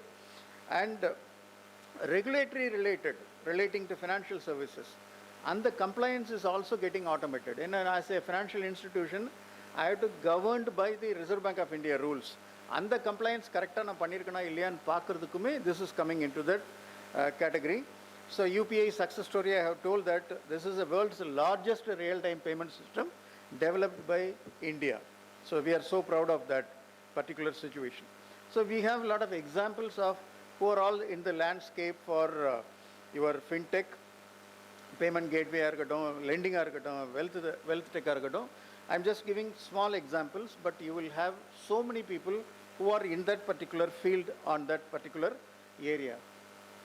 And then we come to the regulatory challenges. This is what the issues which we are thinking about the fintech related company. One is the policy of the regulators are changing again and again and again and again. And to that extent, unless I cope up with the policy may be how I have to lend or how I have to do my services is one side. And another side is how I am able to prevent a cyber attack. That is also coming as part of the policy. Adhan RBI சொன்ன மாதிரி உங்களுடைய spend on IT sector ரொம்ப கம்மியாக இருக்குது அப்படின்னாங்க. RBI is specifically doing a campaign of cyber crime நடக்குதுன்னா அந்த cyber crime நடக்காமல் இருக்கிறதுக்கு நீங்கள் ப்ரிவென்டிவாக என்ன பண்ணியிருக்கீங்கன்னு பேங்க்ஸை ஸ்பெசிஃபிக்காக அவங்க அந்த கொஷனை பண்ணுறாங்க. You will be knowing that இப்போ எனக்கு ஒரு டிரான்சாக்ஷனை என்னுடைய பின் நம்பரை நான் சாக்ரிஃபைஸ் பண்ணிட்டேன் ஆர் இன்னொருத்தவன் கேட்டான், ஒரு லிங்க்கு கிளிக் பண்ணிட்டேன், அவன் பணத்தை எடுத்துட்டான் அப்படின்னா நார்மலாக மிஸ்டேக் யார் காம்ப்ரமைஸ் பண்ணாங்களோ அவங்களது, இந்த கஸ்டமருது. ஆனால் ரிசர்வ் பேங்க் ஆஃப் இந்தியா சொல்கிறாங்க காம்ப்ரமைஸ் பண்ணது கஸ்டமர்னா அந்த compromise happened in which area. உங்ககிட்டேருந்து போனதை இமிட்டேட் பண்ணி ஒருத்தவன் லிங்க் அனுப்ப முடியும்னா உன்னுடைய சிஸ்டம்லுடைய ப்ராசஸ் இஸ் நாட் இனஃப். அதை நீ ஸ்ட்ரெங்தன் பண்ணனியா, அந்த அளவுக்கு they are asking you to be careful about how the cyber attacks or something can happen in that particular area. So, ஒவ்வொரு transactions பண்ணும்போதும் we are ensuring that the transaction is falling in the right place and it is going to the right person. That is the way in which fintech companies are all working on that. They will also ensure that the compliance is being taken as a serious point of view. ஒரு உதாரணத்துக்கு one of the company, microfinance company, பெங்களூரில் தும்கூர்னு நினைக்கிறேன், if I am not wrong, and the manager has resigned on the day the act has been passed. ஏன் இந்த branch manager reject பண்ணால், தும்கூரில் கிட்டத்தட்ட அவங்க 15 branch வச்சுருந்தாங்க வெவ்வேறு இடத்துல, 15 மேனேஜர்ஸும் ரிசைன் பண்ணிட்டாங்க. என்ன 15 மேனேஜர் ஒரு ஃபின்டெக் கம்பெனியில் ரிசைன் பண்ணுறாங்கன்னா something wrong. We are worried as an auditor whether something has been wrongly done by the managers and they colluded and resigned. உள்ளர போய் இன்வெஸ்டிகேட் பண்ணும்போது we understood that there is a concept called ring leader அப்படின்னு நாங்கள் சொல்லுவோம். அது அப்படின்னா அங்கே ஒரு தடி எடுத்தாலும் தண்டல்காரர் மாதிரி அங்கே ஒரு ஆள் இருக்கிற, ஒரு பஞ்சாயத்து கட்ட பஞ்சாயத்து பண்ணுற ஆள் இருக்கிறாருன்னா, he is actually covering the entire area, and with this act has come, he went and threatened all the managers saying that we will arrest you, we will ensure that you get arrested under this act. So collectionக்கு வராது. அவனுக்கு பயம் என்னென்னா, பணத்தை நான் collect பண்ணி கொடுத்தா இந்த company தான் பார்க்க போகுது, பட் என் பர்சனல் லைஃபை டேஞ்சரில் இருந்துச்சுன்னா நான் என்ன பண்ணுறதுன்னு. So that type of seriousness is also coming in with respect to the compliance framework. So the issue mainly because whenever we are talking about fintech or technology, the added disadvantage is that there is always a possibility of somebody impersonating you to get the payment or take the money out from your bank account. So 13 lakh cases financial year 24ல, அதுக்கப்புறம் 25, 26 வந்துருச்சு. 24ல 13 lakh cases have been done because the security has been compromised by the financial institution. So accordingly, fintech company பற்றி நம்ம பேசினா அவங்களுடைய first activity என்ன இருக்கணும்னா, security level நான் எவ்வளோ தூரம் ஸ்ட்ராங்காக வச்சுருக்கேன், என்னுடைய customer will not get cheated by somebody, crooks or something like that. And the crooks are working very, very smartly. Even I fell victim, இவ்வளோலாம் பேசுகிறேன் நான், I fell victim for வாட்ஸ்அப்பில் ஒரு இது எவ்வளோ ஸ்மார்ட்டாக இருக்காங்கன்றத பார்க்குறேன். Monday morning is a peak time. How they are smart enough, that's what I wanted to tell you with this instant. WhatsApp group, I got a message from one Mr. Amarjit Chobra, who was a past president of the institute. We work together on technology aspects. He admires my books, and whenever I write a book, he asks me to get some 10 copies. He issues to all the people in the ministry and other people, other sectors. And when he has sent a message, the message was reading, Ganesan, I wanted to conduct a conference in Delhi. Would you be able to join as a panelist for that?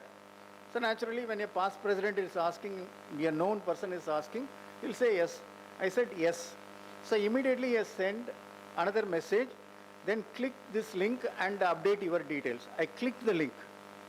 The moment I clicked the link, I realized that why he is sending a link. He might have asked for my profile because it's just already there. So I was looking for what has happened. I tried to go and see his profile. Then I realized that the WhatsApp was saying, sorry, you don't have access to your WhatsApp. What has happened was, in WhatsApp, you know that WhatsApp is connected with your phone number, right?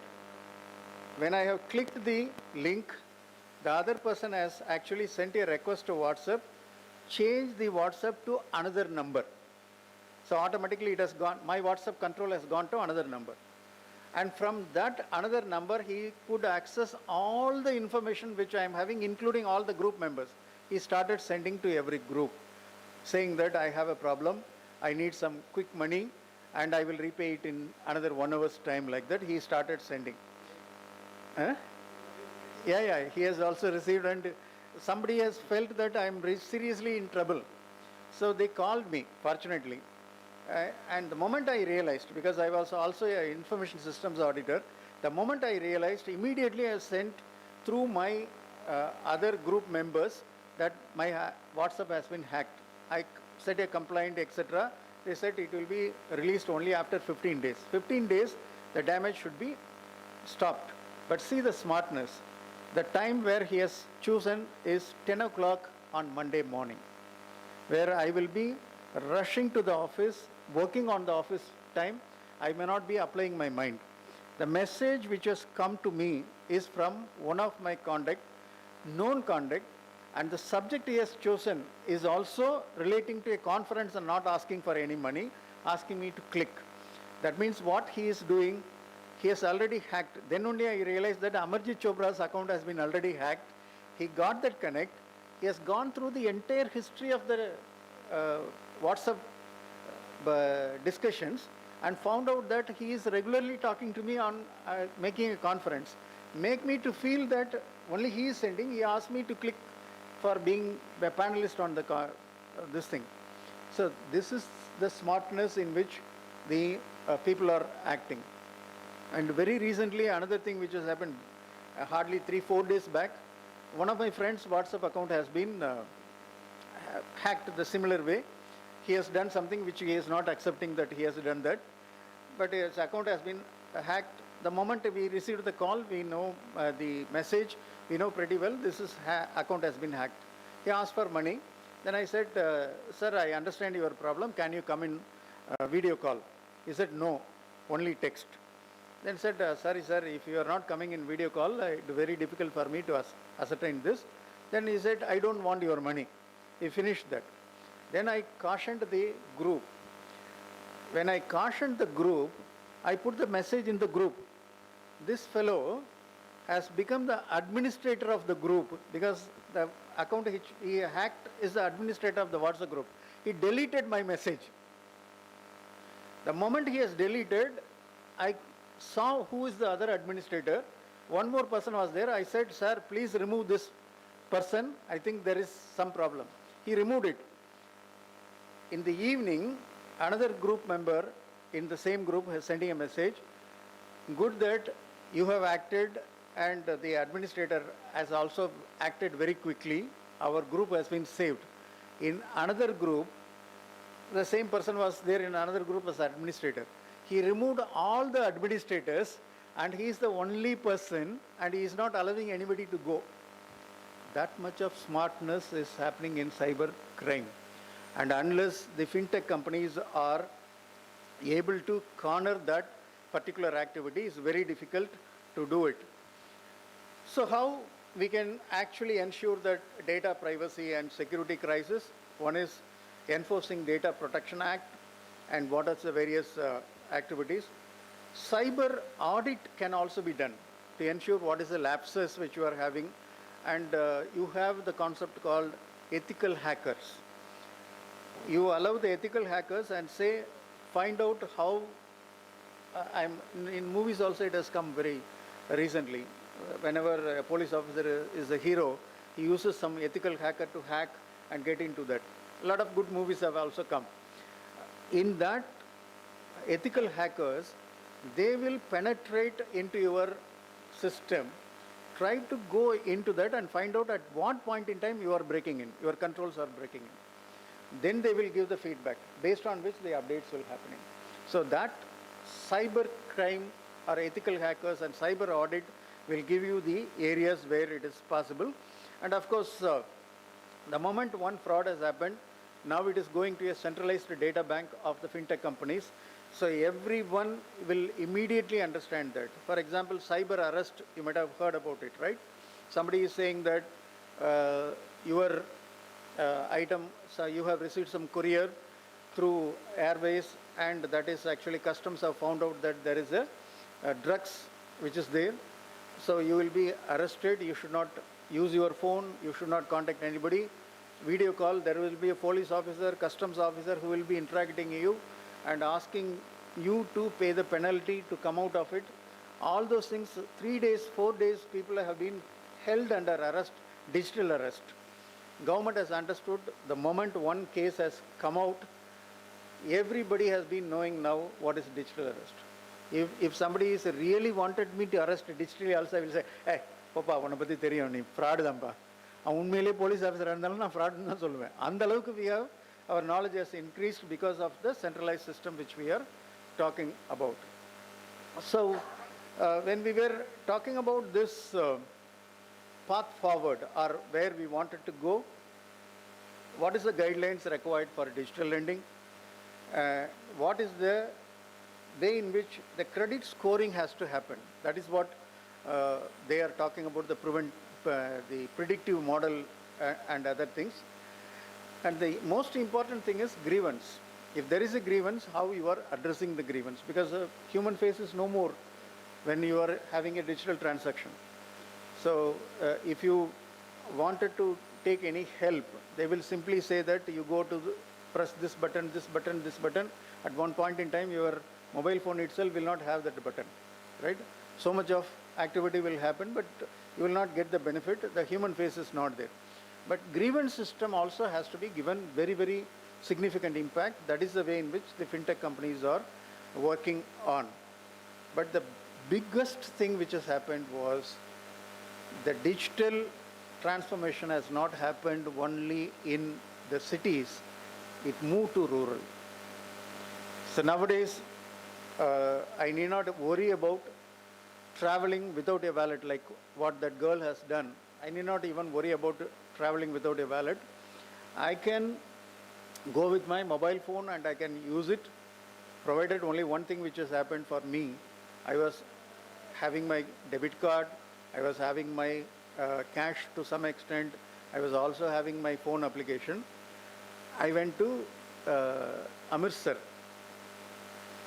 When I was checking out of the hotel, they asked me to make the payment. So I have given my debit card. Then they said that internet is banned in Amritsar on the day because a terrorist was arrested in the Golden Temple. So to prevent misuse or news being spread, the entire state, the chief minister has announced that no Wi-Fi, no internet access. So without internet access, nothing can happen, right? They are asking me, I said, okay, I will go to ATM, drop money and come. ATM also requires internet. So not possible. Debit card, not possible. Phone pay, not possible.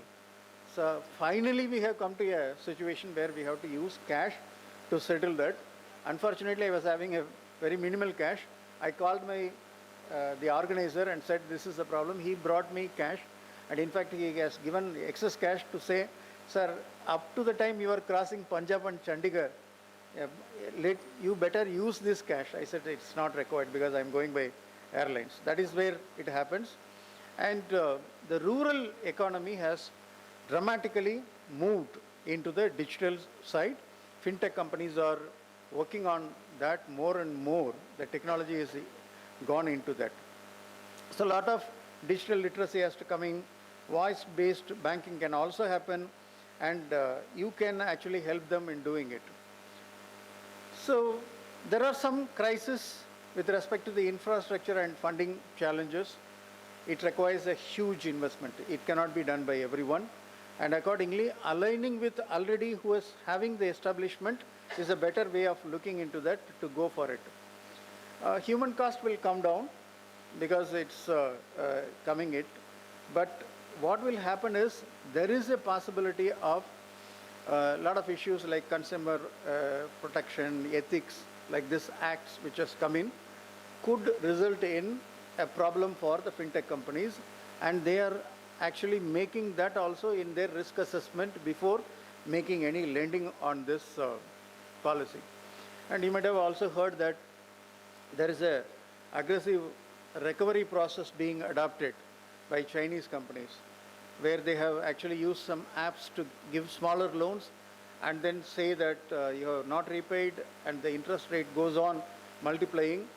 And for that, government has to intervene and stop all the, or ban all the Chinese loan applications. So this is technology when it's going, there could be a problem of something happens differently also. So the why the solution for this, if you are looking at consumer protection and how they will be safeguarded, RBI is looking out what is the whitelist, what is the services which is acceptable, what type of cost you are working out. In fact, if you remember very recently, hardly 6 months back, RBI has levied penalty on 2-3 banks, and one particular bank, they have said that you cannot accept any deposit hereafter. The reason is they found that they have not worked out what is the spread, what is the cost. They are charging exorbitant rate. Now that is also RBI is monitoring to ensure that fintech companies are not going into that particular direction. So to close the session, I believe that the path forward on adoption of technology, and when there is an issue, there is a challenge, how we can meet out that is there should be clarity in regulatory guidelines. So clear, consistent framework has to be available for the entire fintech. Consumer protection, the activities of the fintechs should be transparent and ethical practices. They should not go beyond that level. And then infrastructure utility, now what happens is 2-3 fintechs are joining together to access the common infrastructure. That's the way in which we have to go. Even artificial intelligence, when the cost is huge, common infrastructure will be developed by one person and the platform will be used by others. That's what has to happen. Security with respect to the data protection has to be considered very, very seriously, and more rigor protection has to be, robust data protection has to be brought in. Consumer-centric business models has to be developed, and finally, rural and urban divide has to be narrowed down, and everybody should be start using the fintech is what I believe that the issues, challenges, and what could be the possible solutions on a go-forward basis. Thank you for the excellent opportunity, and if there are any questions, I will take questions.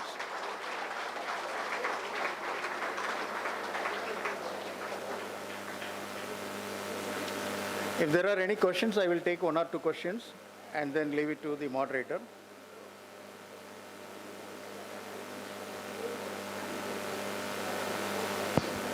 Good morning, sir. I would like to ask you a question regarding fintech.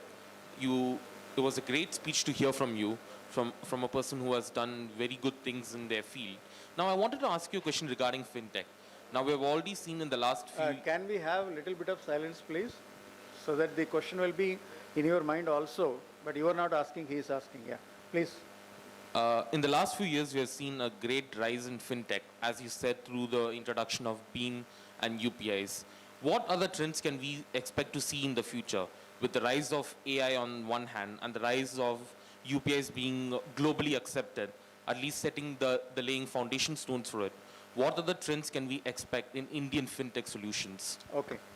So very, very relevant question. What is going to happen in fintech on a go-forward basis? I will share my own experience or example of what we are trying to do. We have set up one branch in Chennai, Nandanam, 100% digitalized branch. That means you as a customer or you as a potential customer can enter into that branch, hardly 200 square feet place, not 2,000, 3,000 square feet, which is normally required for a bank. 200 square feet, only 3 kishoks has been set up, and that kishok will take care of all your requirement, right from opening the bank account, filling the forms, etc. It will guide you through the entire process, issue the account opening form, issue the debit card, and also will find out based on your profile what are all the other products the bank can sell to you. It will also pop up.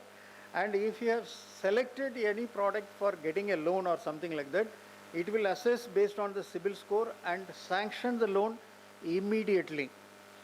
but no one single person is there in that particular branch. Entire thing is operating based on artificial intelligence and digital way. There could be a possibility that a robotic interface may come in, but people are still believing that how much level of artificial intelligence we can give to humanized robo.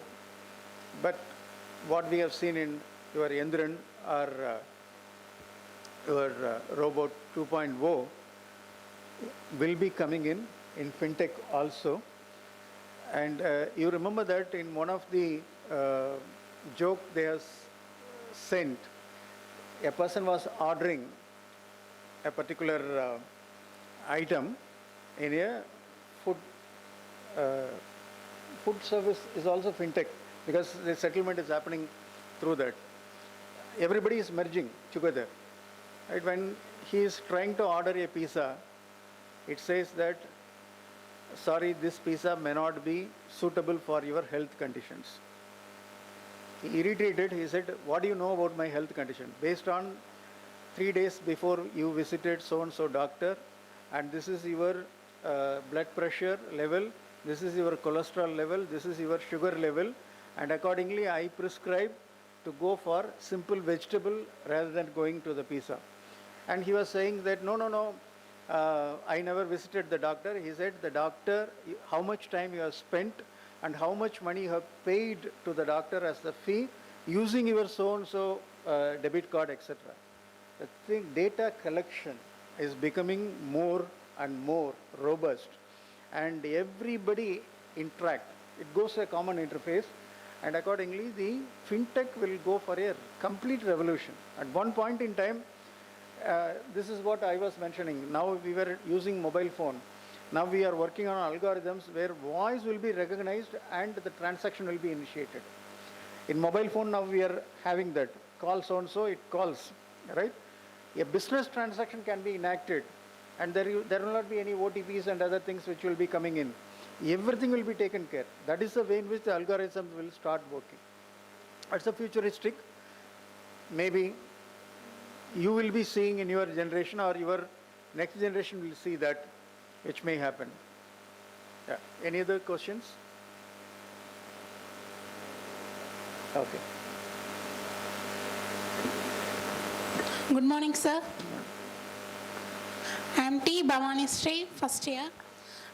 Sir, CIBIL இப்போ எக்ஸுங்கிற person வந்து education loan வந்து apply பண்ணுறாங்க அப்படின்னா, government take full below 2 lakhs, government take full responsibility to repay the loan.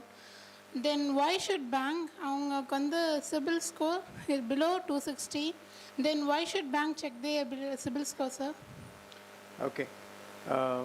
The government schemes, நீங்கள் பேங்க்கு கூட connect பண்ணுறதுனால நான் வேறு வழி இல்லாமல் சொல்ல வேண்டியது இருக்குது.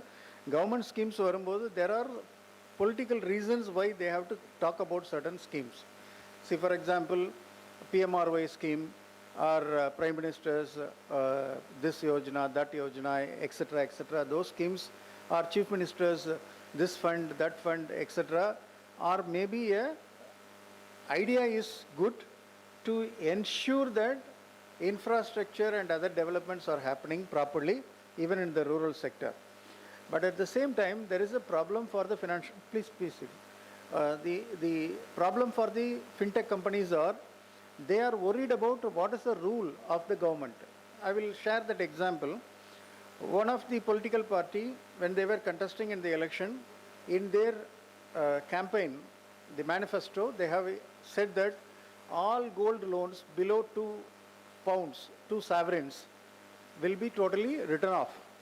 That means if I have taken a loan for my personal expenditure, pledging my gold jewelry, government is saying that will be completely wiped off. If government has given that loan and they are wiping off, not a problem. Whereas I am running a financial institution, I took the gold as a pledge and then given the loan. Government is taking a decision to wipe, written off.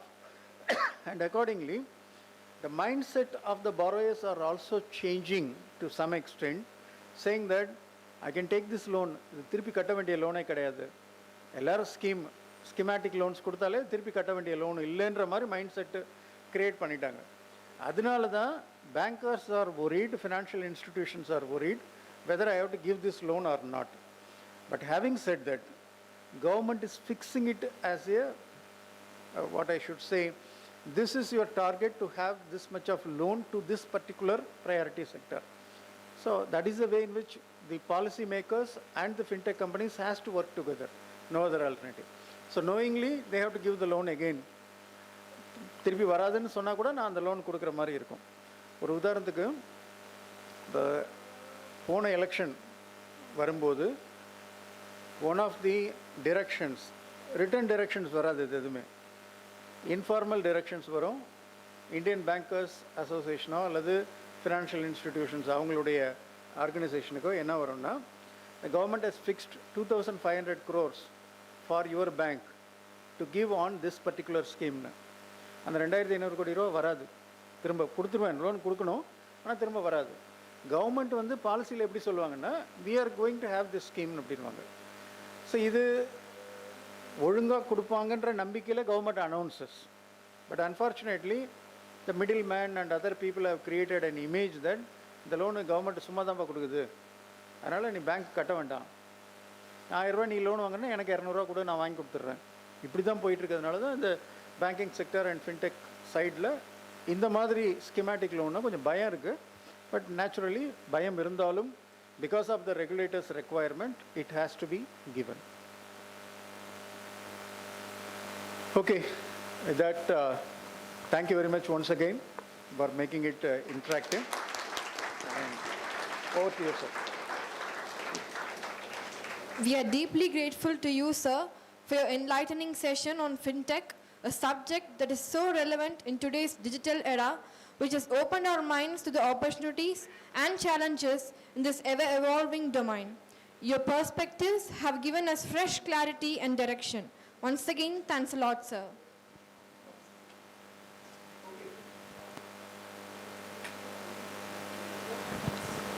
To conclude this session, I invite now Dr. V. Ambika, Assistant Professor, Department of Commerce, for the vote of thanks. Please, ma'am. Thank you, ma'am. Good morning to one and all. On behalf of Department of Commerce, Bank Management and Management, I deem it a great honor to propose the vote of thanks for this gathering.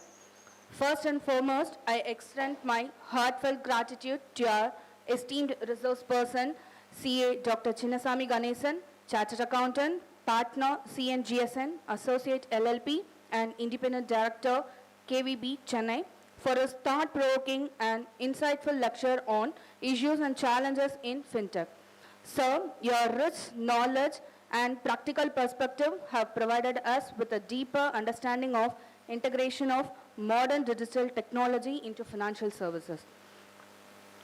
I sincerely thank our respected management, correspondent and secretary, CAB Venkatesh R, for their constant encouragement and support.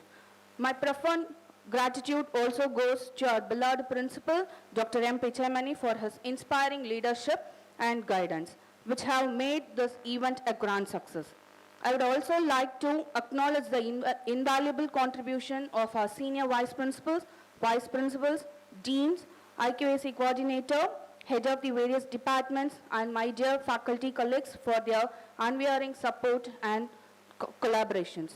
Last but not least, a special word for appreciation goes to our enthusiastic students whose active participation has added immense value to this program. Once again, I thank each and everyone for making this occasion very memorable. Thank you.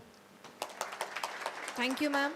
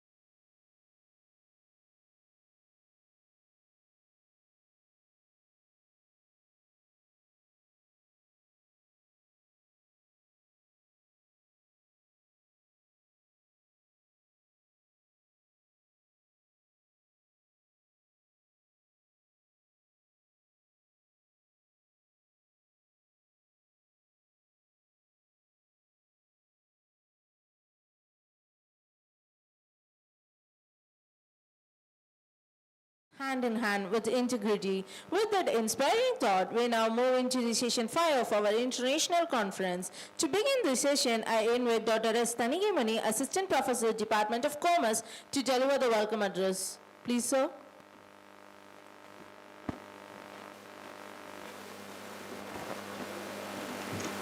Good afternoon to all. We are happy to welcome you all for the second day international conference on nation building through rural empowerment, innovation, inclusion and integrity. I warm welcome to our respected Secretary Sir.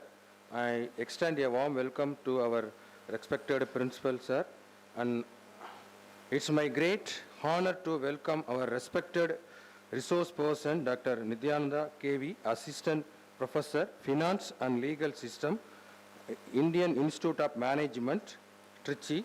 Sir will be sharing his expertise on the topic of Q-commerce ecosystem and its role in rural development. Welcome you, sir.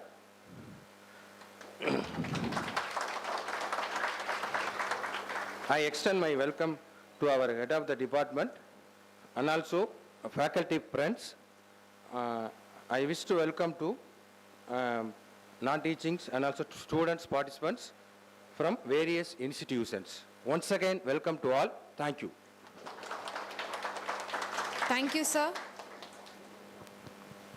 With great respect, I invite Dr. R. Kalpana, Assistant Professor, Department of Management, to kindly acquaint us with the profile of our eminent resource person. Please, ma'am. Good afternoon to all gathering here. We are honored to introduce Dr. Nityananda. He is an assistant professor in the area of finance and legal systems at the Indian Institute of Management, Trichy, Tamil Nadu, where he teaches courses on business laws, legal aspects of business, legal aspects of marketing and strategic management of intellectual property rights, legal aspects of entrepreneurship and innovation, and capital market regulations. Currently, he also looks after the administrative responsibility of registering and managing the trademarks of IIM Trichy as the chairperson of the Trademarks Committee at IIM Trichy.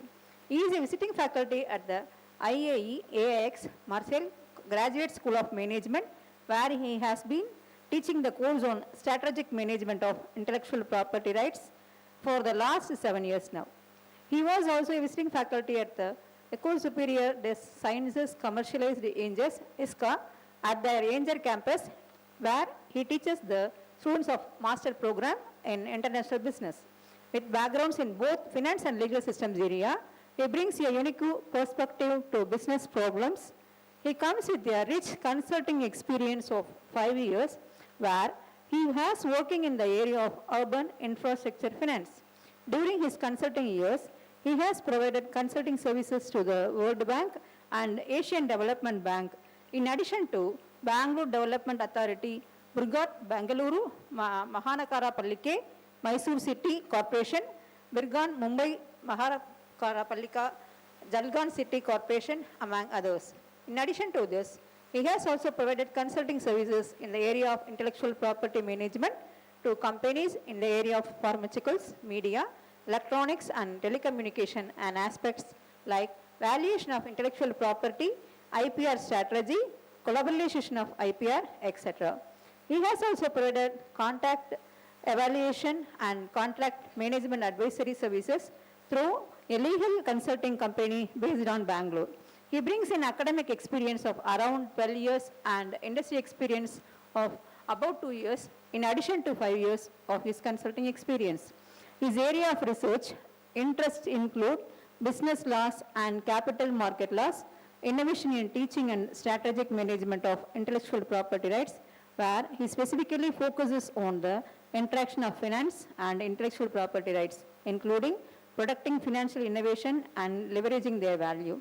He sits on the board of 2 private companies, and he is also providing consulting services to many startups in various business domains on matters like formation and formalization of organization structure, intellectual property protection, contract management, recruitment, and organizational policy, etc. He has completed his PhD from National Law School of India University, Bangalore, in the area of intellectual property and finance. Let's extend a warm welcome to him. Welcome you, sir. Thank you, ma'am. It is now the felicitous moment to extend our collective gratitude to this eminent academician. May I, with due deference, invite Dr. G. Deepak, Head of the Department of Management, to graciously honor our esteemed guest with a shawl and a memento, a gesture that embodies not only courtesy, but also a profound appreciation for his presence.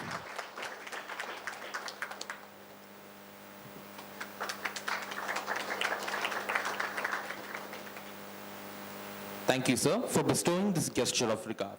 Now, may I cordially invite Dr. K. Rajan, Head of the Department of Bank Management, to present the souvenir to our honored resource person, a symbolic testament of our esteem and enduring remembrance. Thank you.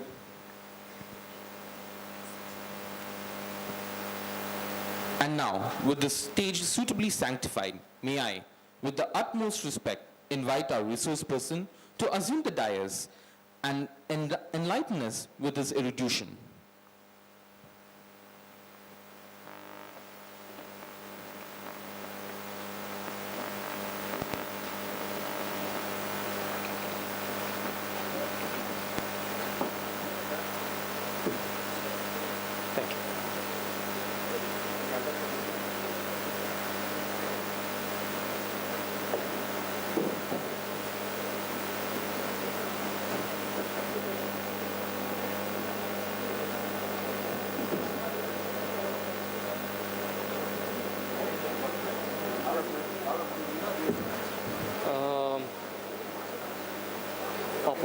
Papa, எப்படி இருக்குன்னு பார்ப்போம்.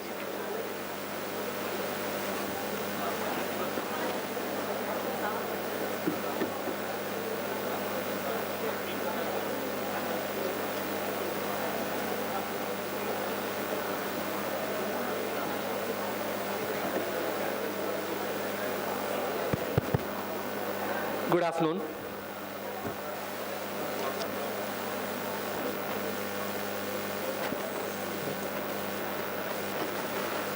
Good afternoon. Thank you very much. Thank you to the faculty members and for the students to introduce me so well to the audience. Today I'm going to be talking about the quick commerce ecosystem and its role in rural development. Now, when we were discussing about what are the key topics for this conference, and the conference was on rural development, national development, social development, and a lot of things. We were looking at how the region can get uplifted and what are the ways in which we can make it happen. So that was the issue that we were looking at. And then we said one of the topics that can actually help the rural area become a developed region is through quick commerce. You might think, what is this quick commerce? You might have said, sir, ellarku theriyume ide, there's Swiggy, there's Zomato, all these things are there. So what is the big deal about this quick commerce? But then this quick commerce is not the usual e-commerce. Whatever you see as Swiggy, Zomato, they're not the usual ones. It's a very, very different kind of a business model when I look at it from a strategy or a business management point of view. In addition to that, it is also very different from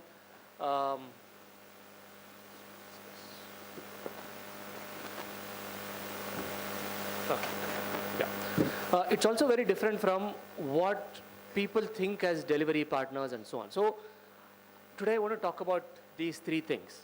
Okay, I want to give a quick introduction about the quick commerce and introduction. A quick introduction to quick commerce as a concept. What is it? How is it? Why is it important? And what's happening? Then the second one is the quick commerce ecosystem. How does this entire quick commerce as a business work? Who are the players? Who are the what are the components of this e-commerce platform?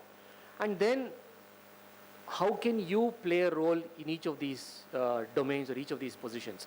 So that's going to be my next topic. And the last topic that I'm going to be talking about is quick commerce and rural empowerment in India. Okay, you might think that is it really going to help the rural areas? The answer is yes. At least I believe that it is a very strong yes. It depends on how you take it up. So these are the three topics that I'm going to be talking about. Let me start with this. I think coming here was a bit of a challenge. But then we reached on time. We were supposed to reach here by about 11, 11:15, 11:30. But then I reached here only at about 12. So that gives me about 40, 45 minutes to complete this entire session. I hope I'll be able to do that. This is slide number 3. You can see this. There are about 65 slides. So even if I look at 1 slide per minute, we should be able to complete in about 1 hour. I hope to complete that in about 40, 45 minutes. Let's hope I'll be able to do that. Okay, so let's move on. So how does India shop? Because when you talk about e-commerce, we're talking about the primary word, which is commerce. What is commerce? Buying and trading goods. And when you think about buying and trading goods, what happens? As in, how do they trade? What happens there? Everything is the question. So how does India shop? How does India deal with their daily necessities or daily goods? So this is from a paper published by IIM Ahmedabad, Indian Institute of Management Ahmedabad. A very insightful paper if you think about it that way. So what they've researched is, till 2012, most of the consumers in India, they were going to the rural areas, the Kirana stores, the traditional way of grocery purchases, Kirana stores, and they were purchasing most of their necessities from those Kirana stores. From 2012 onwards, I think.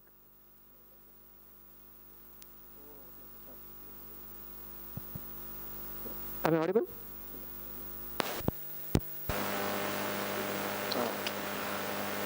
Yeah, okay, thank you.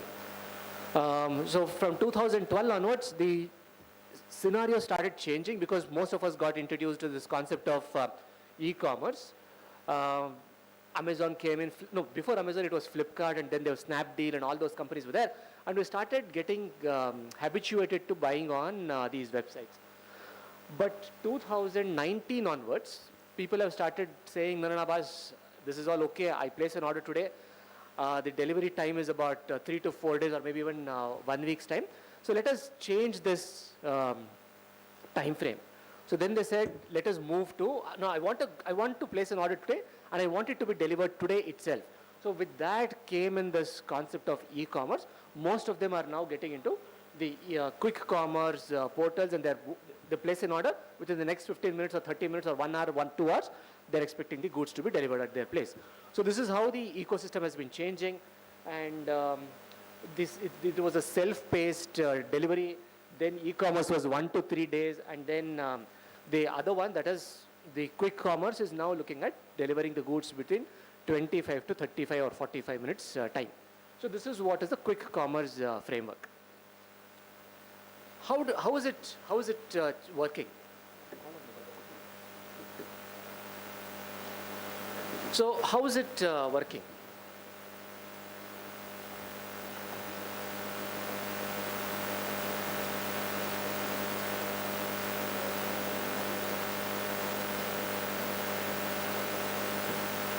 Thanks. Am I audible? Yes, no? Okay, good. Thank you. So, if you look at the traditional brick and mortar, that was what is called Kirana stores. They were providing self-service. They had a wide range of goods and services. And then there was a personal vehicle. As in, people used to go there with their own vehicle, stop in that store, and then it used to be like a family affair. They used to go with the family, they used to sit, they used to enjoy. If you go to D-Mart today, or if you go to Reliance today, you'll feel a similar kind of an experience. There's a shopping cart, there's a counter, there's a big area for shopping, and there's a restaurant, there's a snack shop. Everything used to be. So this is how the traditional brick and mortar system used to operate. Then when you look at the e-grocery, that is the retail stores, they said, no, I'll deliver it within 1 to 3 days. And then I will bring my own truck, I will deliver it, and I'll ensure that the goods are safe. And if it's not proper, I'll take it back. Those are the services that they worked out. But quick commerce, they say, I'll deliver it in within 10 minutes to 2 hours. Because I remember seeing this store in Bangalore. My parents stay in Bangalore. From my parents' house, about 200 meters is the store. It's called as a dark store. I'll tell you what is a dark store. So in the dark store, outside that, there are about 50 to 60 people waiting. And the moment they get an order, they'll immediately rush into the store, they'll pick the product, and then they'll rush. Within 10 minutes, we've received goods. When I say goods, we've received Kottamalli 2, we've received tablets, we've received medicines, we have received groceries like godume, everything we get in about 10 minutes to 15 minutes. So all that is there. And they travel in two-wheelers. Here, this is predominantly in four-wheelers arrangement. What is the percentage? How are Indians shopping today? Okay, if you look at it, we need to understand that, right? Is there an opportunity for quick commerce is one. Is there an opportunity for me in that ecosystem is the second one. And the third one is, how is this ecosystem going to contribute to the rural development or rural empowerment is the third question. So for that, let us understand, is there a market for this? So if you look at it, this is the overall. Most of us do the shopping on a unplanned basis. Okay, most of us. If you look at it, this is the top unplanned purchase. 60 to 65 as of today is coming as an unplanned. I don't want to purchase. I don't want to purchase this. But suddenly I feel a need. Macha, I need this product. I saw this product. I need to buy this. So that is what is the kind of purchase that is happening today. Okay? It's intuitive. It is just arbitrary. But if you go and ask your parents or if you go and ask your grandparents, they'll tell you that at least I've done it in my house. My parents, when I was very young, we used to do this. We used to go to this shop. We have a registered shop. That registered shop will give us a list. It's like this big list. And that big list, every month we used to say, okay, how many? So we used to prepare this for the entire month. Month endla poi, we need to give it to that shop, and then he'll pack it in a big sack. When he's packing, what we used to do? We used to go watch a movie. We used to go go to the park, and then do all these entertainment for us. Month endla salary varde. Month starting we spend it on the groceries, monthly planned shopping, and then we used to also do our entertainment quota for the month. And then we used to come back, bring it in an auto rickshaw. That was a great thing. Dinner, movie, park, theater, drama, and then auto rickshaw home. That was like a big thing for us. And I'm talking about 1980s, 1990s. Today and all, boss, I don't feel like going. I just want to go to DMart. Okay, go there, shop something, and then come back. That's today's generation. But our generation was very different. That was what we call a stock up. It is called as a planned shopping. This is unplanned shopping. இப்போ நடக்குது நிறைய வீட்ல. I don't know how many of you are into that practice, but even today I see a lot of them doing this planned shopping, and but then most of us have now moved into unplanned shopping. This is overall about 60 to 65 of us, 60 to 65% of this is happening as unplanned. In the metros, almost 70% of the shopping is happening unplanned. That's a major number. Where are they shopping from? If you look at the shopping, the scheduled e-grocery is about 47%, and then quick commerce is now looking at 60% of the shopping numbers. How big is our shopping habit? What are we kind of purchasing? So you can see this neighborhood kirana stores. It's about 1,000 to 1,500 SKUs. That is, those are the number of units that they store. 1,000 to 1,500 units. Then there's something called as dark stores. I'll tell you what dark stores are. They have about 2,000 to 4,000 units. Modern retail, they have 15 to 20,000 units. But then scheduled e-grocery stores, they have 25 to 30,000 units. You look at Amazon, you look at Flipkart and those kind of companies, you name the product. You just imagine a product and then it will be there on Amazon or Flipkart. So that's the kind of numbers that we are looking at. And what is the average order value? Average order value on these kind of stores is that modern retail, we're placing an order up to 2,000 to 3,000 rupees per month.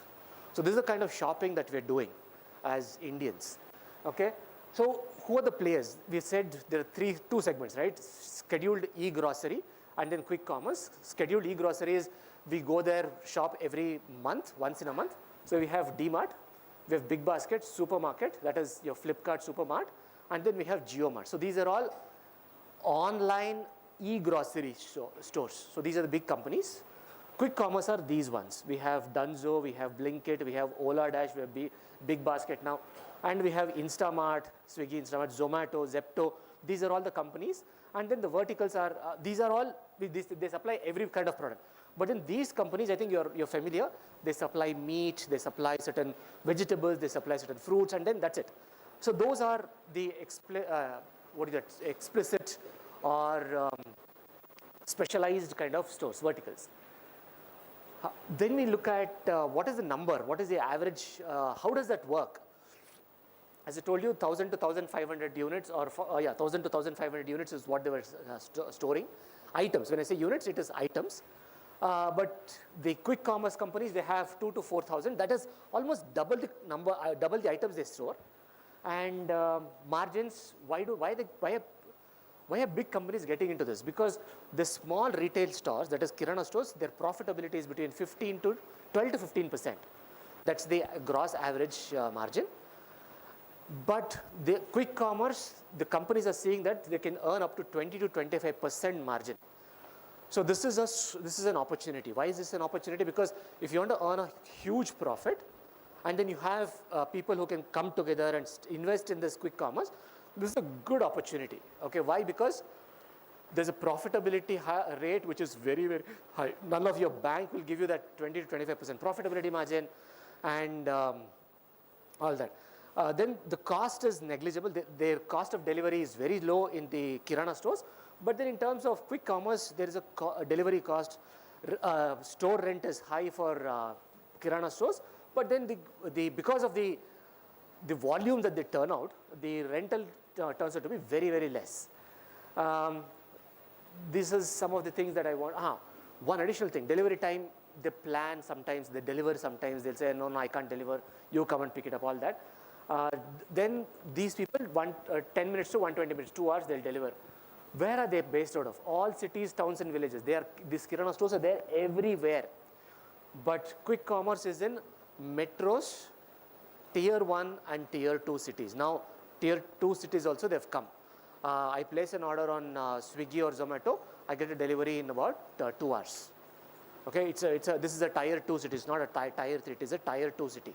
Tier 1 is, metro is Chennai, tier 1 is your Madurai, Coimbatore and Salem, tier 2 is Trichy. Okay, so that's this thing, classification, just thought of sharing that with you. Who is getting the share? As in, which kind of companies are operating this model? If you can see, national brands, almost 70 to 75% of the orders is being cornered by the national brands like Swiggy, Zomato, Blinkit, Big Basket, and so on. Private labels and fresh foods, these are the segmentation that's operating. Now, this is the latest data that I have, 2024. I don't have the 2025 data, just sharing that with you. These are the companies that started off into quick commerce. Blinkit, Instamart, that is Swiggy, Instamart, Zepto, Big Basket Now, Flipkart Quick, Amazon Fresh, Dunzo, Frazo, JioMart, and Ola Dash. These were the companies that started off. But as of 2024, these 3 companies have stopped their quick commerce activities. And remember, we are talking about JioMart, that's a Reliance company. Even they have said, I cannot operate in this space. You know that they have their centers everywhere. Reliance Smart, Reliance Mart, all these companies are operating near your house. But despite that, Jio said, I'm not getting into Instamart, I'm not getting into quick commerce because it is not profitable. My costs are not working out. So that's the reason why they have exited this business. They exited it in February 2023. But these 3 companies, Blinkit, Instamart, Zepto, they're doing extremely well.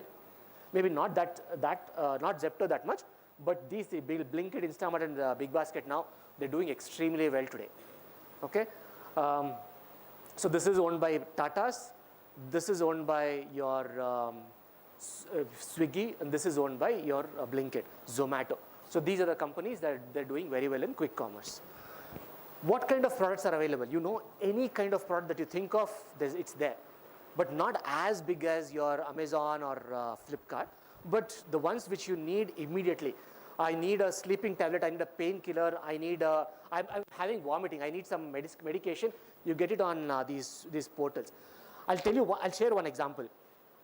I was coming from Chennai to Trichy. I had my classes till about 9:30, late night, and my bus was at 10:30. So I finished my class, ran to Coimbatore bus stand, and I was in the bus stand. At that time, and you know Coimbatore bus stand, there's nothing there in Coimbatore bus stand other than some snacks and some restaurants and petrol bunks and other things. There's nothing there. When I'm waiting in the bus stand, my wife calls me. See, tomorrow is Rakhi. This happened last year. Rakhi festival. You know what is Rakhi, right? They tie this. Brother has to tie this to the sister. Sister has to tie this to the brother, and then they do this ceremony. We follow that. We've been doing that for some time. Now I have 2 kids. One is a boy, one is a girl, and they're twins. So she said, bring a Rakhi, don't forget. I don't know where I get a Rakhi at 10 o'clock in the night. I have to search for Rakhi in Coimbatore bus stand. I'm like, I can't go out of Coimbatore because I've already boarded the bus. So what do? I called up my student, bus, I'm going to board the bus in the next 30 minutes. I need a Rakhi, and that person was staying just within that Coimbatore region, about 2 kilometers or 3 kilometers. I called that friend, please can you arrange a Rakhi for me? And that person happened to be a Marwadi. So the person knows where to get the Rakhi and all.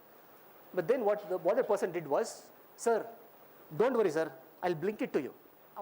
What? What do you mean by Blinkit? Sir, I'll book it on Blinkit.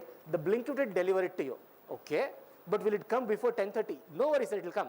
So then the person goes on the Blinkit app, places an order for Rakhi, and it reaches me exactly at 10:20. And 10:30, I'll leave the bus station.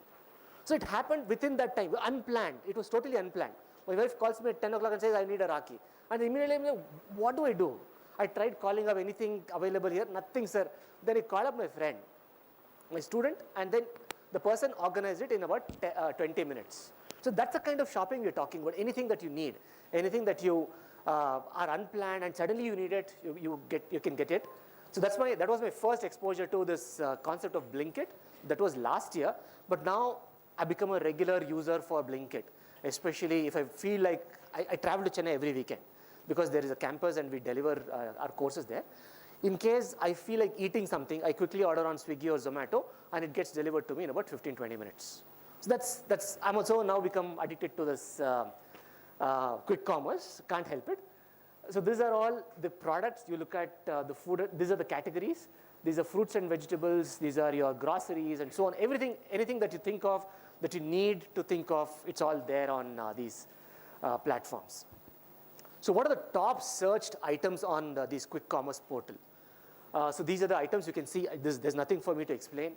These are the common ones that people are actually ordering on these platforms. Blinkit, Big Basket, Zomato, and then Dunzo. So you can see here it is more of sugar, milk. I want to prepare coffee, there's no sugar. So it looks like sugar has been the very common product across the 4 platforms. Then oil is the other one. Then you see that curd, milk is the other one which is happening. So people, they forget to place an order, forget to buy it when they go for shopping. So suddenly they realize, okay, I can get it in about next 20 minutes or 15 minutes, and then I can order that.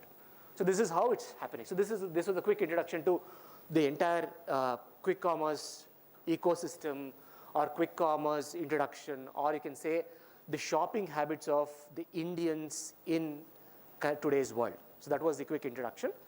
Next I'm getting into this quick commerce ecosystem, as in how is this quick commerce ecosystem designed, as in how does this work, what are the components, who are the players, what happens, who places what, who does what is their responsibility, what kind of investment, everything we're going to discuss in this quick commerce ecosystem. Okay, so this is how a quick commerce ecosystem actually works. What happens? So this is the consumer. These are all the what you call as dark stores that I was talking about. Beyond them, these are dark stores. These are the consumers. You can see, consumers and dark stores are positioned within about 1 to 2 kilometers radius.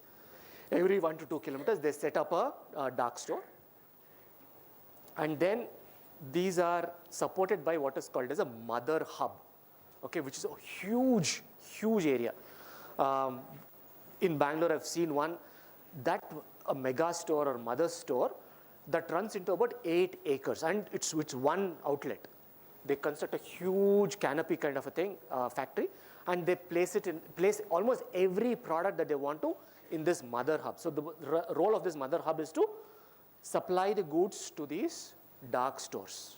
And then from the dark stores, the goods go to the customer. So this is what happens in the delivery side. But where does the mother hub get these products? It gets its products from three different sectors. Fruits and vegetables, they get it from the B2B aggregators, as in somebody like Padmas. Padmas is a good example. So Padmas acquire these vegetables from the farmers directly, and they source it and they keep it. So they could be supplying it to the mother hub, or they could be going to the APMC yard, who will then supply it to the supplier, and the supplier gives it to the mother hub. So that's for fruits and vegetables. Niche products, that is a big company like Kali Mark or something which is very, very unique. Okay, so they directly go and approach the mother hub and they supply it there. But established brands, that is like, you look at anything like, I don't know, some phones it could be, some groceries it could be. So what they do, they either sell it through the distributor, wholesaler who will then do it, or they'll have B2B cash and carry, which is your metros and other things. So they'll supply it to the mother hub. So this is how the ecosystem actually works. So these are the different components of the players that are operating in the quick commerce. So this is a map of the quick commerce in Mumbai. You can see, and this is your Siddhivinayak, this is your Dadar area. So Dadar area. This is actually taken from a map which is published in a report. What you can see is, this is where the mother hub is, okay, very close to this Dadar. I think this is about 20 kilometers radius they're talking about. So within 20 kilometers, there's a mother hub, 10x bigger. And then every 2 kilometers, 3 kilometers, you see these dark stores. So these are all the dark stores. And then these are all the customers that are there, okay? High demand area, they keep supplying it in those places. So this is how they position it. One mother hub within about 10 kilometers or 15 kilometers radius or 20 kilometers radius. And every 2 kilometers or 3 kilometers, they position these dark stores, and these dark stores, they supply it to the customers. So what I'm doing, I'm taking up these examples. This is a hyper pure warehouse. I'm just showing you some examples. You can see 1, 2, 3, 4, and you count, it's almost like 16 windows. The trucks bring those goods and they deliver it. This is a hyper pure warehouse. What is a warehouse? The mother hub that we talked, no? So that is what it is. This is how big these mother hubs will be. You can store almost like 40 to 45,000 units into this. Depends on, and very, very sophisticated in terms of engineering, in terms of automation, everything is there. So they do this, and everything is checked before it gets in, and everything is checked before it goes out. So there's a strict quality control. There are these weighing machines. Everything is kind of taken care of. And how many units are there? How many units are being sold? Everything is monitored product-wise, segment-wise. Okay, and then it's all automated because they need those cranes to place it higher, deliver it, bring it down, and then pass it on. So this is how it happens. Every product is kept in a basket or a bucket or a tub or something, and everything is coded. I don't know if you've noticed it here. Okay, I think we're going to notice it here. I don't know if you noticed it. Everything is coded. So there is an alphabet, there's a sticker, there's a numbering. Everything is automated, and this is how it happens. This is a warehouse. This is a mother hub. After the mother hub, let's now look at the dark store. How does the dark store look? See, the dark stores will all be in a residential area. You have a residential area. There's a small godown kind of a thing, or a big shopping area. They place it there, and they need these parking spaces. Why? Because most of these delivery partners, they have these two-wheelers. They want to come there and they want to park their vehicles, and they keep waiting. You see the number of people there, right? There are at least about 15 vehicles here, and there are about 10 people there who are all working as the delivery partners. And it's a very crammed area because each store has to store about 1,500 to 2,000 units or different products. So this is how it will look like. It's a dark store. Again, shelves, racks, again, everything is coded. You can see everything is coded. That's how they position this stores. And there will be a refrigerated products for maintaining the temperature and everything. So what happens? How does that entire process work? Now that we've understood what they are, how they are, and so on, the customer places an order on the app. Okay? you go to the Swiggy or Zomato or Blinkit or whatever, you place the order. The order is received in the system. The server receives it. Then once they receive it, that is the computer server receives it, it tries to map where is the customer's location and where is the customer's location is and where is the delivery location and which is the nearest store. Okay, they pass it on to the nearest dark center, okay, or dark store, and then once the order is routed, the items are packed from the dark store and then packaged, checked and then verified, and then it is sent for the delivery. They hand it over to the delivery partner, and then the customer receives. This is at the macro level. Let's drill down a bit. What happens inside the store? The customer places the order, once the customer places the order, it goes to the dark store. Dark store has a computer. The computer is not just an ordinary computer. It has a tab, and then it has a scanner. If you visit that, you'll understand. It has a scanner, and then with that scanner, he goes to those places, and because it's all placed in a specific thing and it is all mapped on the computer or the server, it tells, okay, go to this shelf. You saw the shelf number D, and it says go to this counter number and pick up that one unit. So once the person picks it up and then scans, it will tell you whether that's the right product or not. So everything is automated. The device guides the picker to the location of each order item, and then picker scans the barcode. The app matches whether the order placed and the goods which are picked up are same. And once the product is approved, the picker picks all the items on the order and then marks the order as complete. So he says all the items have been picked, and he puts it in the bag. App displays delivery is ready, and then it is handed over to the delivery partner. And then what happens? The customer places. The picker takes about 2 to 3 minutes. Packaging and quality assurance takes another 1 minute. Then the delivery partner is already waiting. The person is already ready. Okay, boss, I've received an order confirmation. I need to pick it up. So once this is there, so here it is 0 minute, 3 minutes, 4 minutes, and then the person receives it in about 4.5 minutes or 5 minutes. And then within about, if it is within 1 or 2 kilometers, it gets delivered in about 3 to 4 minutes, or maybe 5 minutes or 7 minutes. So that's how quickly the process is operating. And then some of the apps you can see, they're also sharing the information with the customers, packaged in about 3 minutes 2 seconds. The distance is about 1.3 kilometers, and then reach the customer at within about 5 minutes 25 seconds. So in total, 12 minutes 40 seconds is what the time that it took from the order placement to the delivery. So this is how they are advanced in the technology. Okay, this is a model that I've taken from the Blinkit.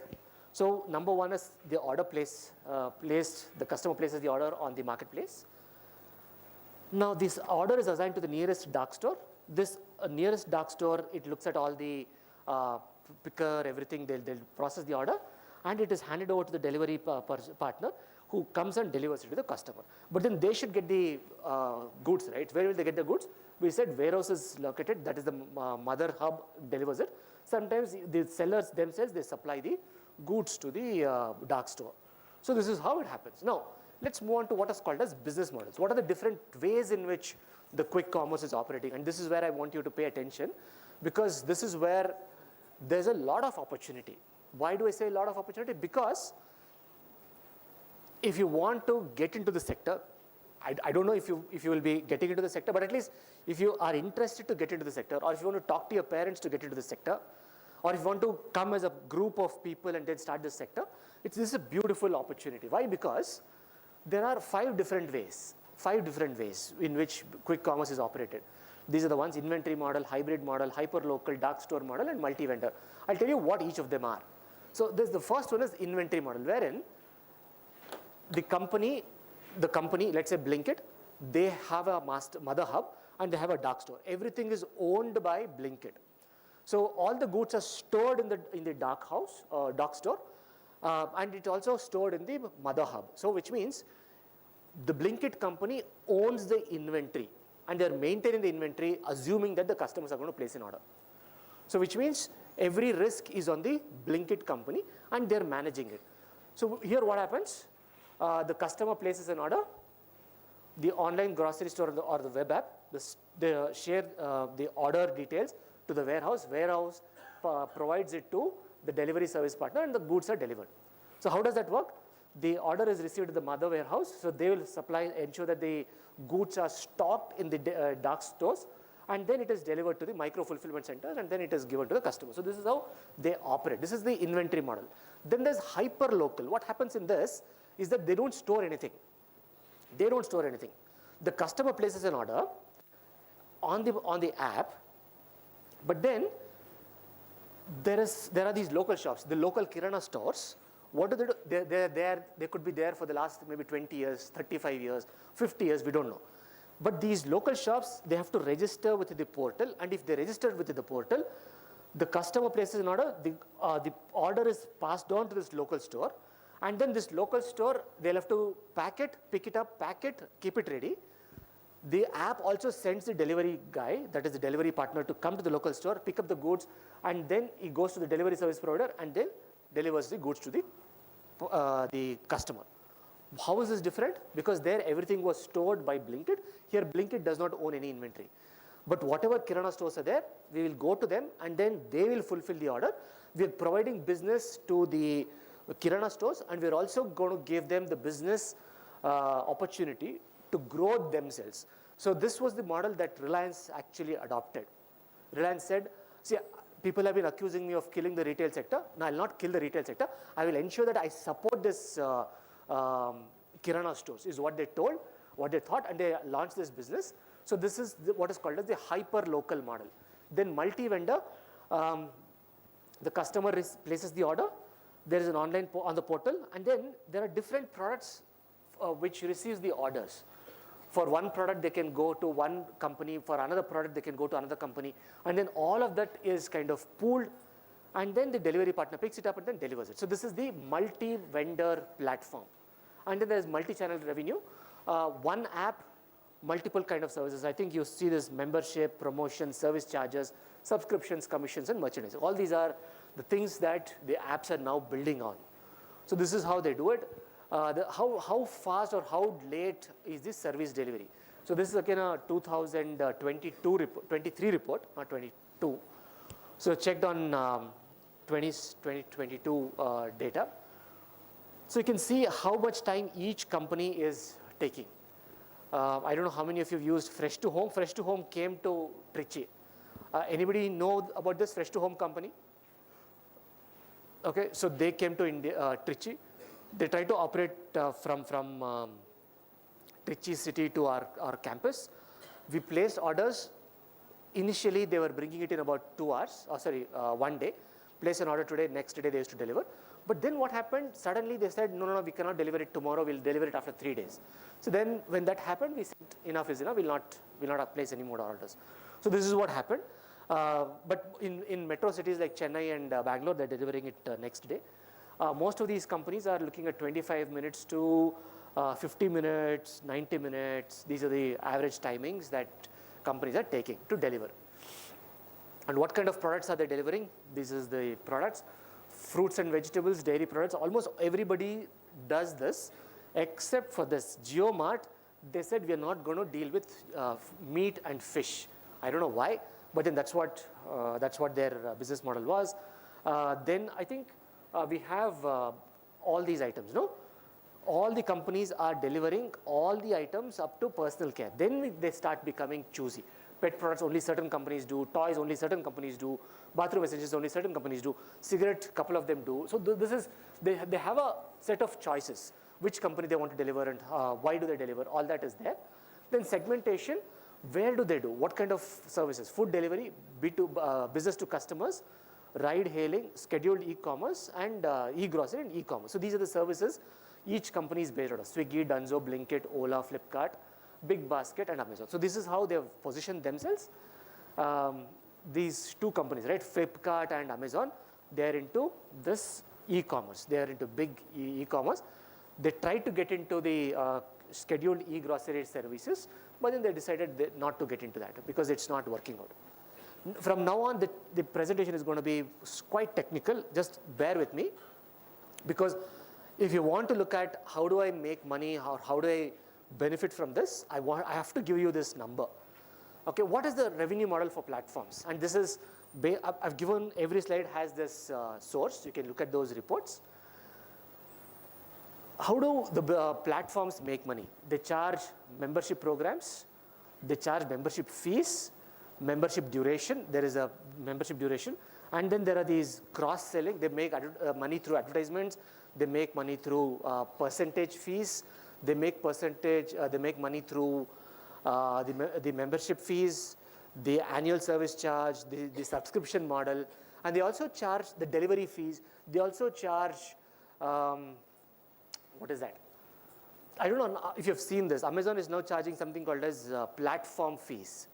Okay, 5 rupees. 5 rupees per transaction. So all these are the ways in which the platforms are making money. What is the competitive landscape, as in where are they present, who are they present, how are they working out? All these are important. Why? Because there are few companies that are operating from Trichy. Okay, some of these quick commerce companies are already operating in Trichy and the nearby places.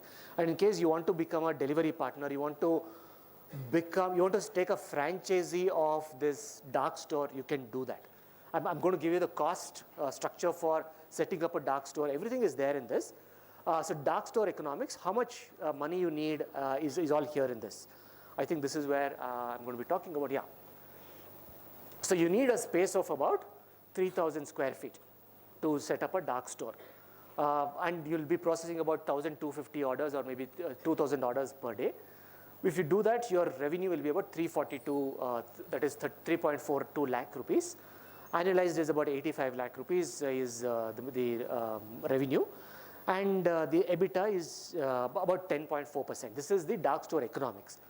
But the illustration of unit economics for a dark store is this. Cost per order is 22 rupees. These are the expenses. The rental, the staff salaries, the store rent is here, 95 rupees per square feet. 3,32,000 is what is the total expenses of average staff salary and your this thing. Utilities you have to pay. Then dark store operation cost is 9 lakh rupees per month.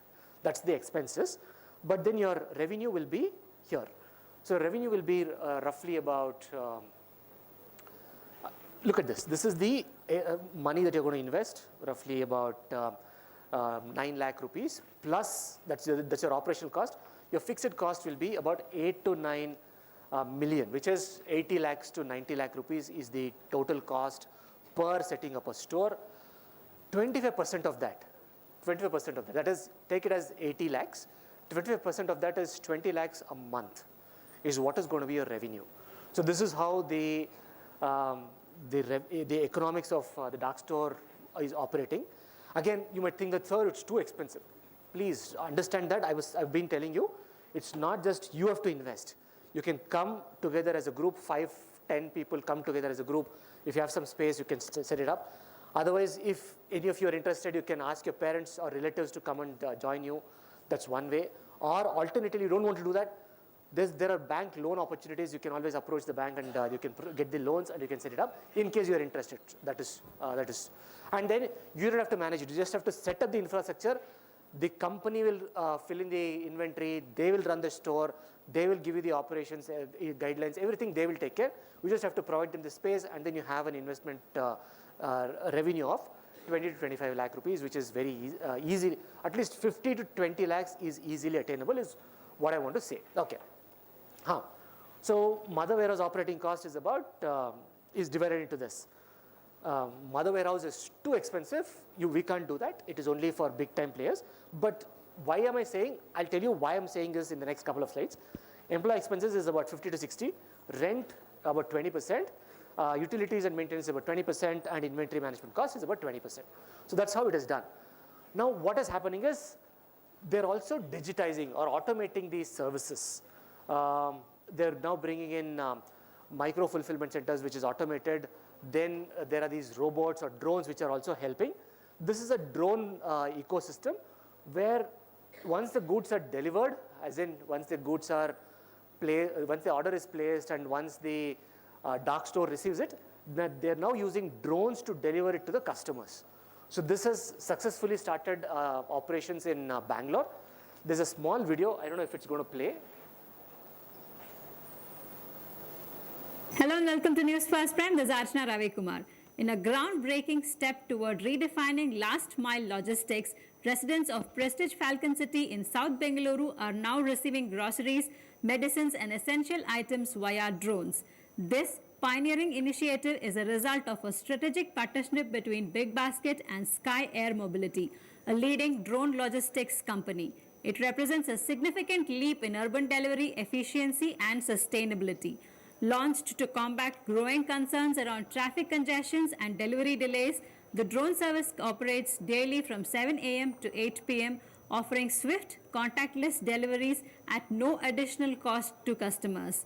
The drones are capable of carrying packages weighing up to 7 kilograms and are versatile enough to handle their either single or multiple orders in one trip. The logistics model is designed for efficiency. All orders are routed through a Big Basket storage hub located within 5-kilometer radius of the apartment complex. From there, Sky Air's drones, approved by the Directorate General of Civil Aviation, transport the packages to a designated drop point at Prestige Falcon City. A staff member receives the package and ensures it is delivered to the appropriate resident. One of the most notable aspects of the system is its technological sophistication. The drones operate without cameras, relying instead on satellite connectivity and 3D mapped corridors for precise navigation. Real-time tracking enables seamless coordination and ensures accountability throughout the delivery process. Beyond enhancing delivery speed and reliability, the drone-based system significantly reduces the volume of delivery vehicles entering the gated community.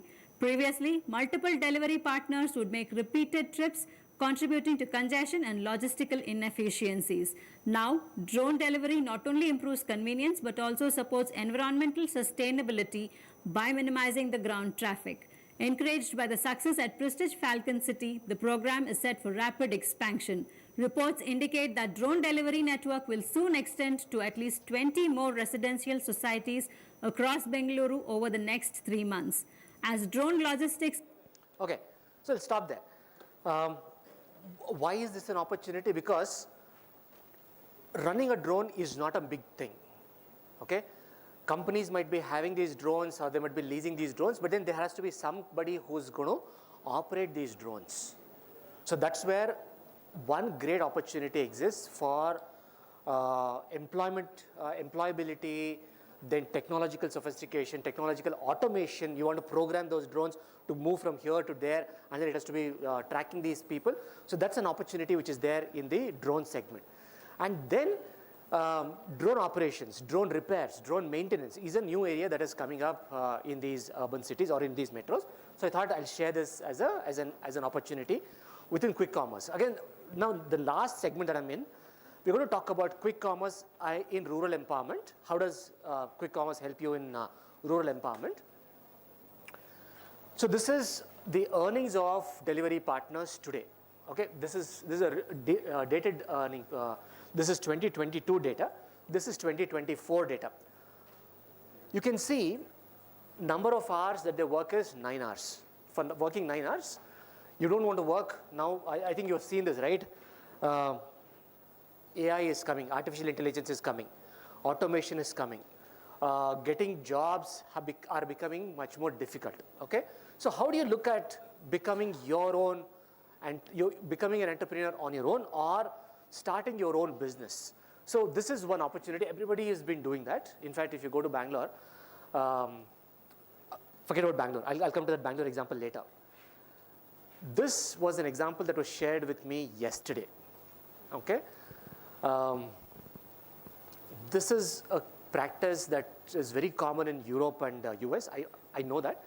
But yesterday somebody who came from the US, he was sharing this example with me. You know Sonarna? He has the friend who came to me from the US, he was telling me his relatives are there in US.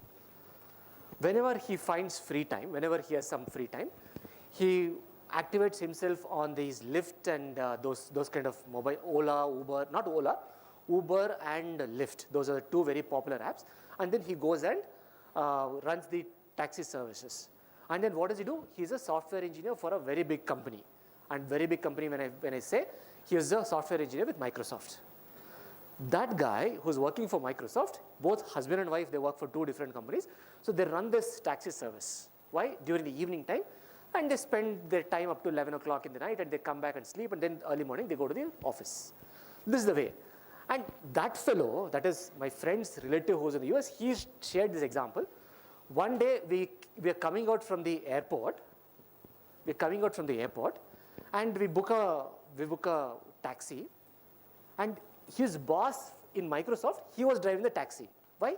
Because it's not a demeaning job. It's not a job which makes people feel very small or very uneducated. No, it is not. There it has become a status of symbol. There it has become a status of, or it has become a tool for generating some additional money for this thing. And it's also become an opportunity to spend their time without wasting it. So this is how they're doing it. So my friend's relative's boss comes and picks them up and then delivers them to their home. This is how companies abroad are giving them the flexibility to run these free services or extra services. So what do these people do? If they have some, let's say, 5 hours free time, so they spend it on this. And how much time does it take? 35 minutes. Deliveries per hour is 1.7. Daily deliveries, earnings per hour per delivery, working days in a month, all that they've calculated, and says gross earnings is 19,285.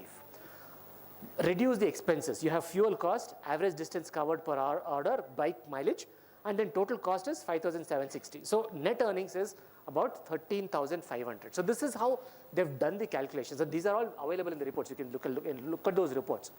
That is 2022 report. 2024, again, they've given a much more detailed report which says if you're using a motorbike, if you're using an electric vehicle, if you're using a bicycle, what's your earnings? You can see 4,000 rupees is your earnings per week. It's per week, you can see, per week earnings, net earnings. If you're using a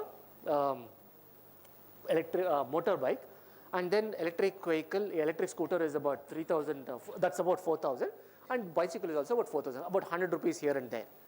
But this is what is the earnings, and this is a great opportunity for you to be there. Other than that, okay, sir, I don't want to do a delivery boy. I don't want to be a delivery boy. I don't want to be a delivery partner. So what else can I do to have rural upliftment? So this ecosystem, the grocery supply chain offline, it has these intermediaries.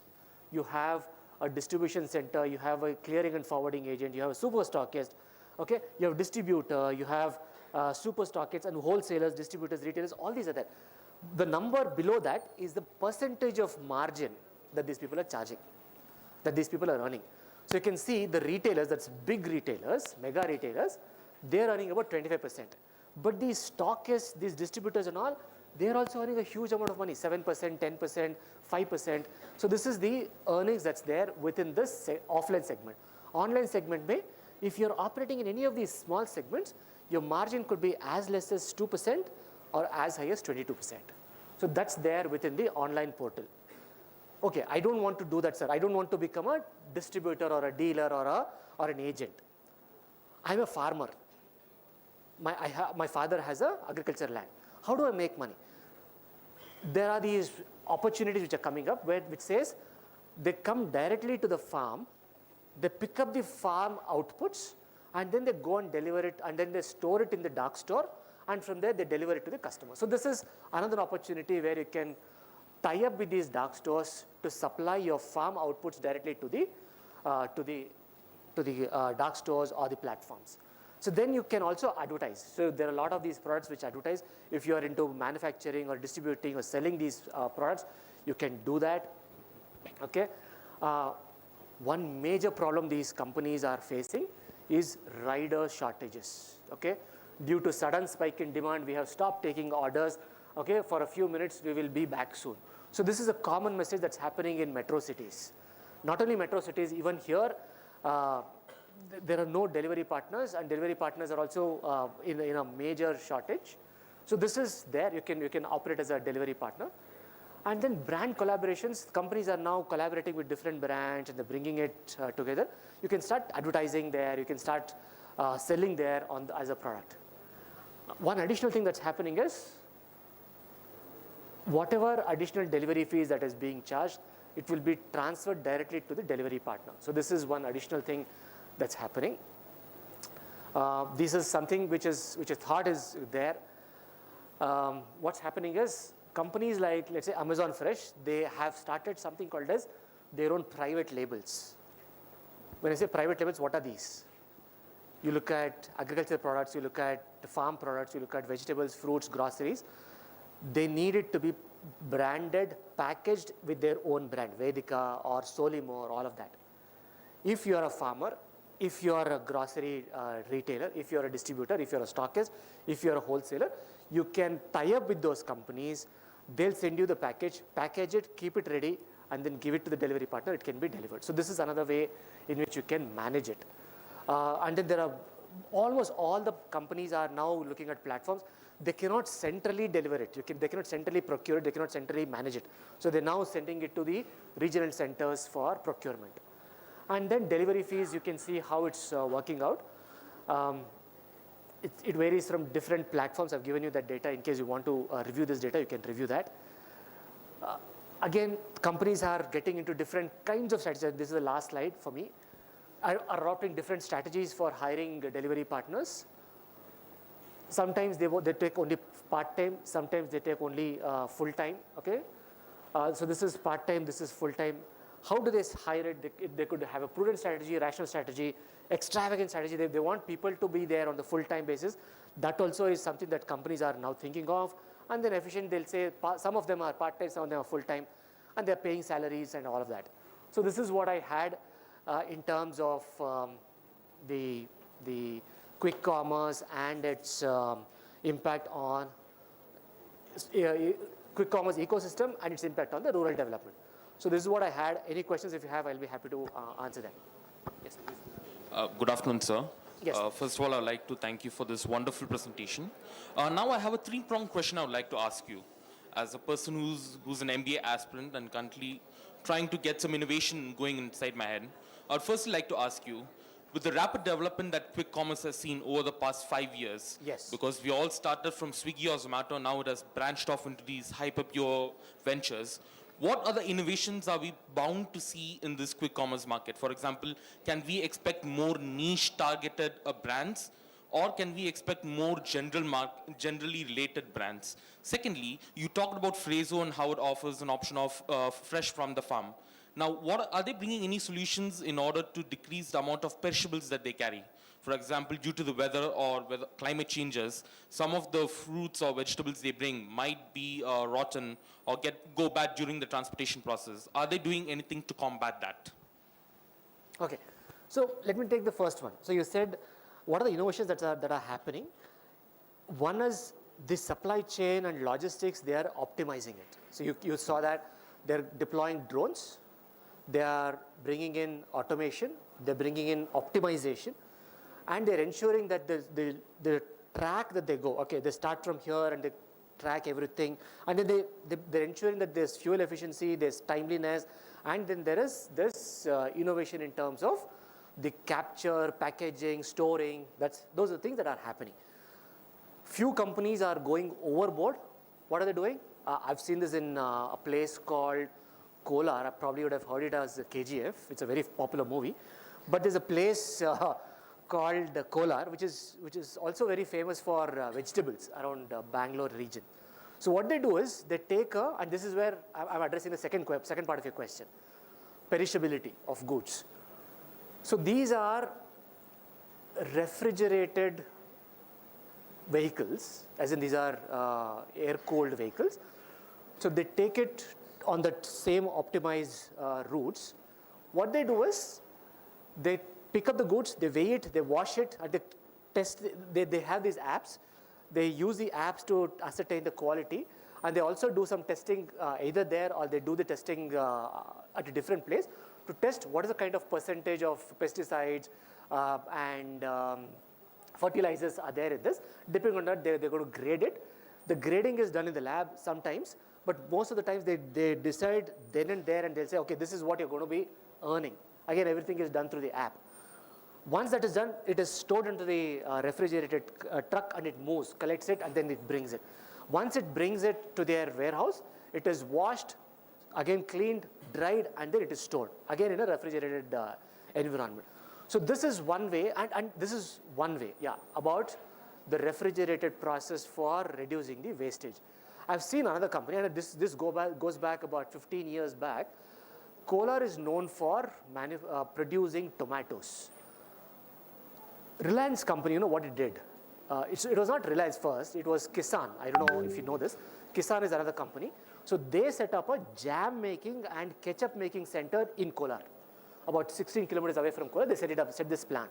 So whoever was, and you know what is the price of tomatoes when everybody is producing it? You won't believe it. 1 rupee for a basket full of 10 kilos of tomatoes. 1 rupee. People are not even willing to pay that. So if they don't pay it, they just throw it on the road and they get out. So that's the kind of wastage that they saw. So these two companies, Kisan and Reliance, they set up these the processing unit, basically processing, that is jam making and ketchup making in that city. So these are the ways in which they're reducing the wastage, reducing the whatever damages that happens for these perishables. Okay? Yeah. Hi sir, good afternoon. Sir, I'm Abhirami.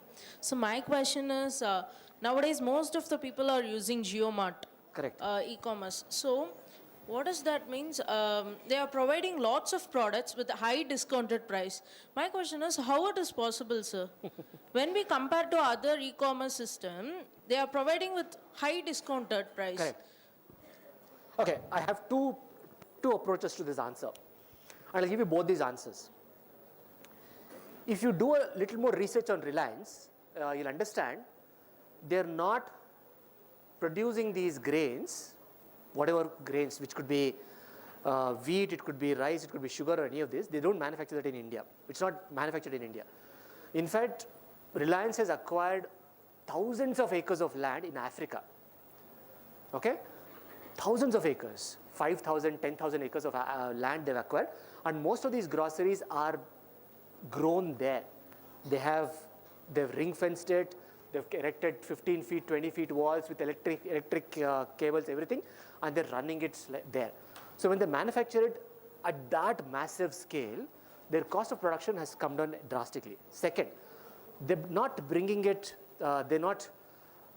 into India and processing it and then selling it. They bring it to their own ports where the processing of their products are very, very less cost-wise. And when it comes at that kind of a bulk, they're able to distribute it nationwide. That's a second strategy that they're doing. Third, and this is where it gets very, very, very anti-competitive. I don't know if you understand this concept called anti-competitive practices. One of them is what is called as predatory pricing. Okay, you sell it at a very, very cheap price so that the Kirana stores gets killed, and once they get killed, I will increase my price to recover the profits, recover the losses. So this is what is happening at a different level. So they have huge amount of cash. They're able to bring down their cost of production very less, and then they're also resorting to predatory pricing. So because of this, they're able to provide it at such a high discount rates.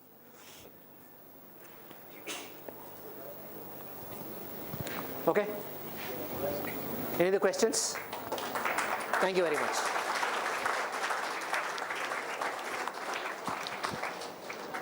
Thank you, sir, for your enlightening address. Your insights into the evolving landscape of quick commerce and its transformative role in empowering communities have truly enriched our understanding. Such perspectives are not only pertinent, but profoundly valuable in shaping the minds of today's learners, who stand at the threshold of tomorrow's innovation. May I now request Mr. M. Arivaragan, Assistant Professor, Department of Management, to propose the vote of thanks and express our collective gratitude. Please, sir.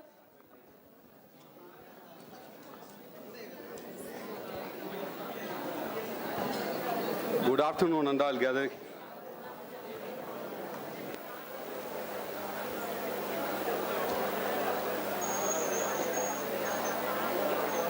audience, silent or It is indeed my privilege and honor to extend my vote of thanks for this enlightened fifth session of international conference. First and foremost, I would like to express my sincere gratitude and thanks to our distinguished speaker, Nityananda sir, Assistant Professor, Finance and Legal System, IAM Trichy. Thank you, sir, for your valuable time and contribution to this program. I will also take this moment to thank our respected secretary, our principal for their constant support. My heartfelt thanks to our convener, Subha Madam, Dean of Management and Bank Management, and organizing secretaries, Dr. K. Shubha Rajam Madam and Deepak sir for your contribution. My special word of appreciation goes to all the faculty members, dedicates, research scholars and students for their participation. Finally, I thank our knowledge partner, SSS Tamil Nadu chapter, for their collaboration in making this conference impactful. Once again, I thank you all. Thank you. thank you, sir.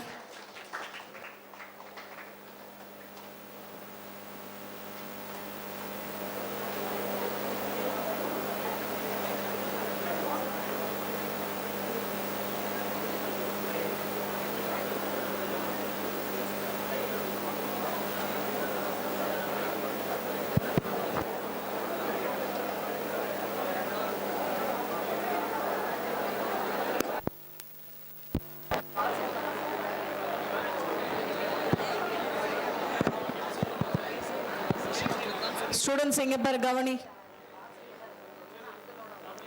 உங்களுக்கு